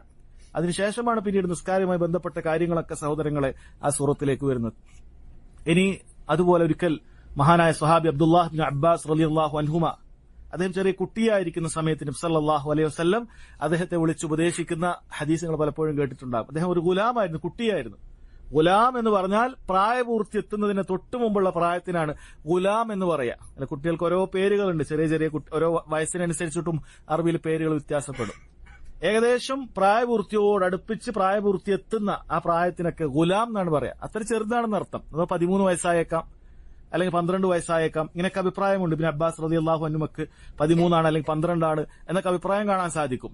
അങ്ങനെയാണ് ഇബ്നു അബ്ബാസിനെ നബി സല്ലല്ലാഹു അലൈഹി വസല്ലം തന്റെ വാഹനപ്പുറത്ത് ഇരുത്തിക്കൊണ്ട് പറയുന്നത്, യാ ഗുലാം ഇന്നി ഉഅല്ലിമുക കലിമാത്ത്, എന്റെ പൊന്നുമകനെ, ഗുലാം, കുട്ടിയെ, ഞാനിതാ നിനക്ക് ചില വാചകങ്ങൾ പഠിപ്പിച്ചു തരാം. എന്നിട്ട് ആ വാചകങ്ങൾ പഠിപ്പിക്കുന്ന കാര്യങ്ങൾ എന്തൊക്കെയാണ് നിങ്ങൾ ശ്രദ്ധിക്കണം. ഒന്നാമതായി പറഞ്ഞത് ഇഹ്ഫളില്ലാഹ് യഹ്ഫൾക്ക്, ഇഹ്ഫളില്ലാഹ് തജിദ്ഹു തുജാഹക്, ഇഹ്ഫളില്ലാഹ്, നീ അല്ലാഹു സുബ്ഹാനഹു വ തആലയെ സംരക്ഷിക്കുക എന്ന് പറഞ്ഞാൽ അല്ലാഹുവിന്റെ നിയമങ്ങൾ നീ സംരക്ഷിക്കുക. അത് കാറ്റിൽ പറത്താൻ പാടില്ല. അള്ളാഹുവിന്റെ അതിർവരമ്പുകൾ, ദീനി നിയമങ്ങൾ, അത് നീ പാലിക്കുക. യഹ്ഫൾക്ക്, തിരിച്ച് അള്ളാഹു സുബ്ഹാനഹു വ തആല നിനക്കുണ്ടാകുന്ന എല്ലാ ഉപദ്രവങ്ങളും അള്ളാഹു നിന്നെ സംരക്ഷിക്കും. നീ അള്ളാഹുവിന്റെ ദീന് സംരക്ഷിക്കുന്നവനാണെങ്കിൽ നീ ഒന്നിനും പേടിക്കേണ്ട ആവശ്യമില്ല. കാരണം അള്ളാഹു നിന്റെ സംരക്ഷണം ഏറ്റെടുത്തിട്ടുണ്ട്. അള്ളാഹു യഹ്ഫൾക്ക്, ഇഹ്ഫളില്ലാഹ് തജിദ്ഹു തുജാഹക്, നീ അള്ളാഹുവിന്റെ ദീൻ അനുസരിച്ച് ജീവിക്കുകയാണെങ്കിൽ തജിദ്ഹു തുജാഹക്, അള്ളാഹുവിനെ നിനക്ക് നിന്റെ മുന്നിൽ കാണാം. സഹായിയായിക്കൊണ്ട് റബ്ബ് സുബ്ഹാനഹു വ തആല നിന്നോടൊപ്പം ഉണ്ടാകും. ആരില്ലെങ്കിലും നീ ഒറ്റക്കായി പോവുകയില്ല. പിന്നീട് അത് പറയുന്നുണ്ട് അവസാനം അതുമായി ബന്ധപ്പെട്ട വിഷയം. പിന്നീട് തൗഹീദിന്റെ വചനങ്ങൾ പഠിപ്പിച്ചു കൊടുക്കുകയാണ്. ഇദാ സഅൽത ഫസ്അലില്ലാഹ് വഇദാ ഇസ്തഅൻത ഫസ്തഇൻ ബില്ലാഹ്, നീ ചോദിക്കുകയാണെങ്കിൽ അള്ളാഹിനോട് ചോദിക്കണം. അല്ലെ, ചോദിക്കണമെങ്കിൽ അള്ളാഹിനോട് ചോദിക്കണം. അപ്പൊ അത് വളരെ വ്യക്തമല്ലേ സഹോദരങ്ങളെ? നമ്മുടെ നാട്ടിലൊക്കെ ചില ആളുകൾക്കിടയിൽ തശ്വീഷ് ഉണ്ടാക്കാറുണ്ട്. അപ്പൊ ചോദ്യം എന്ന് പറഞ്ഞാൽ അത് 2 രൂപത്തിലുണ്ട് എന്നുള്ളത് വളരെ വ്യക്തമാണ്. അപ്പൊ നിങ്ങൾ മാതാപിതാക്കളോട് അടുക്കളയിൽ നിന്ന് ഭക്ഷണം എടുത്തു തരാൻ ചോദിക്കാറില്ലേ? ഡോക്ടറെ അടുത്ത് പോയി ചോദിക്കാറില്ലേ? അങ്ങനെ ഒരു കാര്യമുണ്ട് എങ്കിൽ നബി സല്ലല്ലാഹു അലൈഹി വസല്ലം ഇത് പറയുമോ? കാരണം അത് രണ്ടും വ്യക്തമാണ്. പ്രാർത്ഥനാ രൂപത്തിൽ നീ ചോദിക്കുന്ന കാര്യം അള്ളാഹു സുബ്ഹാനഹു വ തആലക്ക് മാത്രം ചെയ്യാൻ പറ്റുന്ന കാര്യങ്ങളുണ്ട്. അത് നീ ചോദിക്കേണ്ടത് അള്ളാഹുവിനോട് മാത്രമേ പാടുള്ളൂ എന്നാണ് ഉദ്ദേശിച്ചത്. ഇബ്നു അബ്ബാസ് റളിയല്ലാഹു അൻഹു തിരിച്ചെന്തെങ്കിലും പറഞ്ഞോ? അങ്ങനെ ഞങ്ങൾ ഇങ്ങനെ ഉമ്മാനോട് ചോദിക്കില്ല, അബ്ബാസ് റളിയല്ലാഹു ഞാൻ ചോദിക്കാറുണ്ടല്ലോ, അല്ലെങ്കിൽ അവിടെ ചോദിക്കാറുണ്ടല്ലോ, ഇന്നത് ഒന്ന് ചോദിക്കാറുണ്ടോ, അങ്ങനെ ആരും പറയില്ല. കാരണം ബുദ്ധിയുള്ള മനുഷ്യർക്ക് അറിയാം ആ രണ്ട് ചോദ്യം വേറെ വേറെ തന്നെയാണ്. ഇവിടെ പറയുന്നത് പ്രാർത്ഥനയാകുന്ന ചോദ്യമാണ്, അള്ളാഹിനോട് മാത്രം ചോദിക്കേണ്ട കാര്യമാണ്, അള്ളാഹ്ക്ക് മാത്രം ചെയ്തു തരാൻ പറ്റുന്ന കാര്യമാണ്. അത് അള്ളാഹുവിനോടെ ചോദിക്കാവൂ. അതുപോലെ തന്നെ ഇത് ഫസ്തഈൻ ബില്ലാഹ്, ഈ സഹായം തേടുന്ന സമയത്ത് അള്ളാഹിനോടെ സഹായം തേടാൻ പാടുള്ളൂ എന്ന് വളരെ കൃത്യമായി പറയാം. അതിനുശേഷം പറഞ്ഞു കൊടുക്കുന്നു, വഅലം, മോനെ നീ മനസ്സിലാക്കണം, അന്നൽ ഉമ്മത ലൗ ഇജ്തമഅത് അലാ അൻ യൻഫഉക ബിശൈഇൻ ലം യൻഫഉക ഇല്ലാ ബിശൈഇൻ ഖദ് കതബഹു അല്ലാഹു ലക്. ഈ ഉമ്മത്തിൽ എല്ലാവരും കൂടി നിനക്കൊരു ഉപകാരം ചെയ്യാൻ വേണ്ടി പരിശ്രമിച്ചു, നിനക്കൊരു നന്മ ചെയ്യാൻ വേണ്ടി എല്ലാവരും പരിശ്രമിച്ചാലും അള്ളാഹു സുബ്ഹാനഹു വ തആല നിനക്ക് വേണ്ടി എഴുതിയ ആ ഒരു ഉപകാരമേ കിട്ടുകയുള്ളൂ. ചില ആളുകളെയൊക്കെ തൃപ്തിപ്പെടുത്തും, എല്ലാവരൊക്കെ ഉണ്ടായാൽ എനിക്ക് എന്തെങ്കിലുമൊക്കെ കിട്ടും, ജനങ്ങൾക്ക് വേണ്ടി ദീനിനൊക്കെ ഒഴിവാക്കുന്ന ആൾക്കാരൊക്കെ ഉണ്ടാവും. അങ്ങനെ നീ എന്തെങ്കിലുമൊക്കെ ഉപകാരം പ്രതീക്ഷിച്ചിട്ടാണ് ആളുകളുടെ ഒക്കെ സഹായമൊക്കെ പ്രതീക്ഷിക്കുന്നത്, ആളുകൾക്ക് വേണ്ടി ജീവിക്കുന്നതെങ്കിൽ നിനക്ക് തെറ്റി. കാരണം എല്ലാവരും കൂടി നിന്നെ സഹായിക്കാൻ ശ്രമിച്ചാലും നിനക്ക് അള്ളാഹു സുബ്ഹാനഹു വ തആല എഴുതിയതേ നിനക്ക് കിട്ടുകയുള്ളൂ. അതുകൊണ്ട് അള്ളാഹിന്റെ ദീൻ ഒഴിവാക്കിയിട്ട് നീ ആളുകളോടൊപ്പം ഒന്നും പോകാൻ നിൽക്കേണ്ടതില്ല, ആളുകളെ സഹായം പ്രതീക്ഷിക്കേണ്ടതില്ല. അള്ളാഹു സുബ്ഹാനഹു വ തആല നിനക്ക് എഴുതിയതേ കിട്ടുകയുള്ളൂ. തിരിച്ചും പറഞ്ഞു, വലൗ ഇജ്തമഉ അലാ അൻ യദുറൂക ബിശൈഇൻ ലം യദുറൂക ഇല്ലാ ബിശൈഇൻ ഖദ് കതബഹു അല്ലാഹു അലൈക്. എല്ലാവരും കൂടി നിന്നെ ഉപദ്രവിക്കാൻ വേണ്ടി പരിശ്രമിച്ചാലും ശരി, അള്ളാഹു സുബ്ഹാനഹു വ തആല നിനക്ക് ഏതൊരു ഉപദ്രവം ഉണ്ടാവും, ഒരു ദറുണ്ടാവും, അതേ നിനക്ക് ഏൽക്കുകയുള്ളൂ. ദീന് പലരും ഉപേക്ഷിക്കുന്നതിന്റെ കാരണം എന്താണ്? പലരും ദീൻ ഉപേക്ഷിക്കുന്നതിന്റെ കാര്യം പേടിച്ചിട്ടാണ്. എല്ലാവരും കൂടി എനിക്കെതിരെ തിരിയും, നാട്ടുകാർ തിരിയും, വീട്ടുകാർ തിരിയും, ഇങ്ങനെ പലതും പേടിച്ചിട്ട് ദീൻ ഉപേക്ഷിക്കും, ഒന്നും സംഭവിക്കുകയില്ല. അള്ളാഹു സുബ്ഹാനഹു വ തആല ഒരു കാര്യം അവിടെ എഴുതിയിട്ടുണ്ട്, അതേ സംഭവിക്കുകയുള്ളൂ. നിന്നെ 100 ആള് 100 ആയുധവുമായി കൊല്ലാൻ വന്നു, നിന്റെ കയ്യിൽ ഒന്നുമില്ല, അള്ളാഹു സുബ്ഹാനഹു വ തആല നീ അവിടെ മരിക്കണം എന്ന് എഴുതിയിട്ടുണ്ട്, നീ മരിക്കും. നീ മരിക്കണ്ട എന്ന് എഴുതിയിട്ടുണ്ടെങ്കിൽ മരിക്കരുത്, നീ പേടിക്കേണ്ടതില്ല. നീ അള്ളാഹു സുബ്ഹാനഹു വ തആലയെ തവക്കുലാക്കുക എന്നുള്ളത് വളരെ കൃത്യമായി പറയണം. റുഫിയത്തിൽ അഖ്ലാം വജഫത്തിസ് സുഹുഫ്, അള്ളാഹു സുബ്ഹാനഹു വ തആല എഴുതിയിട്ടുള്ള കാര്യം അത് സഹോദരങ്ങളെ അതിന്റെ പേന ഉയർത്തിയിട്ടുണ്ട്, ഇനിയൊന്നും പുതുതായി എഴുതാൻ പോകുന്നില്ല. ലൗഹുൽ മഹ്ഫൂദിൽ ഒരു മാറ്റത്തിരുത്തലുകളില്ല, ഒന്നും ആഡ് ചെയ്യാനുമില്ല, ഒന്നും കുറക്കാനുമില്ല. വജഫത്തിസ് സുഹുഫ്, എത്രമാത്രം ആ എഴുതപ്പെട്ടിട്ടുള്ള മഷി അത് ഉണങ്ങിപ്പോയിട്ടുണ്ട്, ഏടുകൾ ഉണങ്ങിപ്പോയിട്ടുണ്ട്. കാരണം ആകാശഭൂമികളെ പടക്കുന്നതിന് 50,000 വർഷം മുമ്പ് എന്താണ് സംഭവിക്കാൻ പോകുന്നത്, ഖിയാമത്ത് നാൾ വരെയുള്ളത് എല്ലാം എഴുതിയിട്ടുണ്ട്. അത് വളരെ കൃത്യമായി അറിയിക്കാൻ. അപ്പൊ ചെറിയ പ്രായത്തിൽ തന്നെ ഖദറുമായി ബന്ധപ്പെട്ട വിശ്വാസം അറിയിക്കാൻ, ദീനിൽ അടിയുറച്ചു നിൽക്കാൻ ഒരാൾക്ക് സഹായിക്കുന്ന, എന്തു പ്രയാസങ്ങൾ ഉണ്ടായാലും പ്രതിസന്ധികൾ ഉണ്ടായാലും ദീനിൽ അടിയുറച്ചു നിൽക്കാൻ ഒരാൾക്ക് സഹായകമാകുന്ന കാര്യമാണ് ഖദറുമായി ബന്ധപ്പെട്ട കാര്യം. ചെറിയ കുട്ടിക്ക് അള്ളാഹു സുബ്ഹാനഹു വ തആല ദീനിന്റെ വിശ്വാസ കാര്യങ്ങൾ നബി സല്ലല്ലാഹു അലൈഹി വസല്ലം പഠിപ്പിച്ചു കൊടുക്കുന്നതിന്റെ ഉദാഹരണമാണിത്. ഇത് ചില കാര്യങ്ങളാണ്. അതുപോലെ വിശ്വാസപരമായ എന്തെല്ലാം കാര്യങ്ങളുണ്ടോ അതിനാണ് നമ്മൾ ആദ്യം പ്രാധാന്യം കൊടുക്കേണ്ടത്. അത് കുട്ടികൾക്ക് പഠിപ്പിച്ചു കൊടുക്കാത്തതിലാണ് നമുക്ക് സങ്കടം വേണ്ടത്. അല്ല, പലർക്കും സങ്കടം, എന്റെ കുട്ടിക്ക് അത് നല്ല ഇംഗ്ലീഷ് അറിയില്ല, അതൊക്കെ വേണ്ടത് തന്നെയാണ്. പക്ഷെ അതിനേക്കാളും നിനക്ക് സങ്കടം വേണ്ടത്, എന്റെ കുട്ടിക്ക് ഞാൻ തൗഹീദ് പഠിപ്പിച്ചു കൊടുത്തിട്ടില്ല, എന്റെ കുട്ടിയൊക്കെ അടിസ്ഥാനപരമായി മനസ്സിലാക്കേണ്ട ഈമാൻ കാര്യങ്ങൾ, ഇസ്ലാം കാര്യങ്ങൾ, ഇതൊന്നും എനിക്ക് പഠിപ്പിച്ചു കൊടുക്കാൻ സാധിച്ചിട്ടില്ല എന്നുണ്ടെങ്കിൽ അതാണ് ഏറ്റവും വലിയ നിരാശ നിനക്കുണ്ടാക്കേണ്ട കാര്യം. അതാണ് നീ ആദ്യം പ്രാധാന്യം കൊടുക്കേണ്ട കാര്യം എന്ന് മനസ്സിലാക്കുക. മൂന്നാമത്തെ പോയിന്റ് സഹോദരങ്ങളെ, അർറക്കീസത്തു സാലിസ കസ്റത്തു ദുആ, ധാരാളമായി ദുആ ചെയ്യുക എന്നുള്ളതാണ്. മക്കൾക്ക് വേണ്ടി ധാരാളമായി ദുആ ചെയ്യണം. അല്ലാഹു സുബ്ഹാനഹു വ തആല മക്കളെ നല്ല രീതിയിൽ അള്ളാഹുവിനെ തവക്കുലാക്കാൻ നമുക്ക് സാധിക്കണം. അങ്ങനെ ഒരു കാര്യമുണ്ട്, എല്ലാത്തിനും റബ്ബിനെ തവക്കുലാക്കാൻ നമുക്ക് പറ്റണം. എന്ന് പറഞ്ഞാൽ നമ്മൾ ചെയ്യേണ്ട സബബുകളൊക്കെ ചെയ്താലും അള്ളാഹു സുബ്ഹാനഹു വ തആലയാണ് നമുക്ക് കാര്യങ്ങൾ ചെയ്തു തരേണ്ടത്. റബ്ബിൽ നമുക്ക് തവക്കുലാക്കാൻ കഴിയണം. നമ്മളെ മക്കളെ, നമ്മളെ ദീനിനെ റബ്ബിൽ തവക്കുലാക്കണം, അള്ളാഹു സുബ്ഹാനഹു വ തആല ഏൽപ്പിക്കണം. അള്ളാഹുവെ നീ നോക്കണം, റബ്ബിനോട് പ്രാർത്ഥിക്കണം. അവരുടെ ഇസ്തിഖാമത്തിന് വേണ്ടി, അവർ നന്നാകുന്നതിന് വേണ്ടി നമ്മൾ പ്രാർത്ഥിക്കേണ്ടതുണ്ട്. ഈ പ്രാർത്ഥന ആരംഭിക്കുന്ന സഹോദരങ്ങൾ യഥാർത്ഥത്തിൽ മക്കൾ വലുതായതിനു ശേഷം, മക്കൾ ഉണ്ടായതിനു ശേഷം പോലും അല്ല, മറിച്ച് മക്കൾ ഉണ്ടാകുന്നതിന് മുമ്പ് തന്നെ ദുആ ആരംഭിക്കുന്നുണ്ട് എന്നാണ് അമ്പിയാക്കളുടെ പ്രാർത്ഥനയിൽ നിന്ന് നമുക്ക് മനസ്സിലാക്കാൻ സാധിക്കുന്നത്.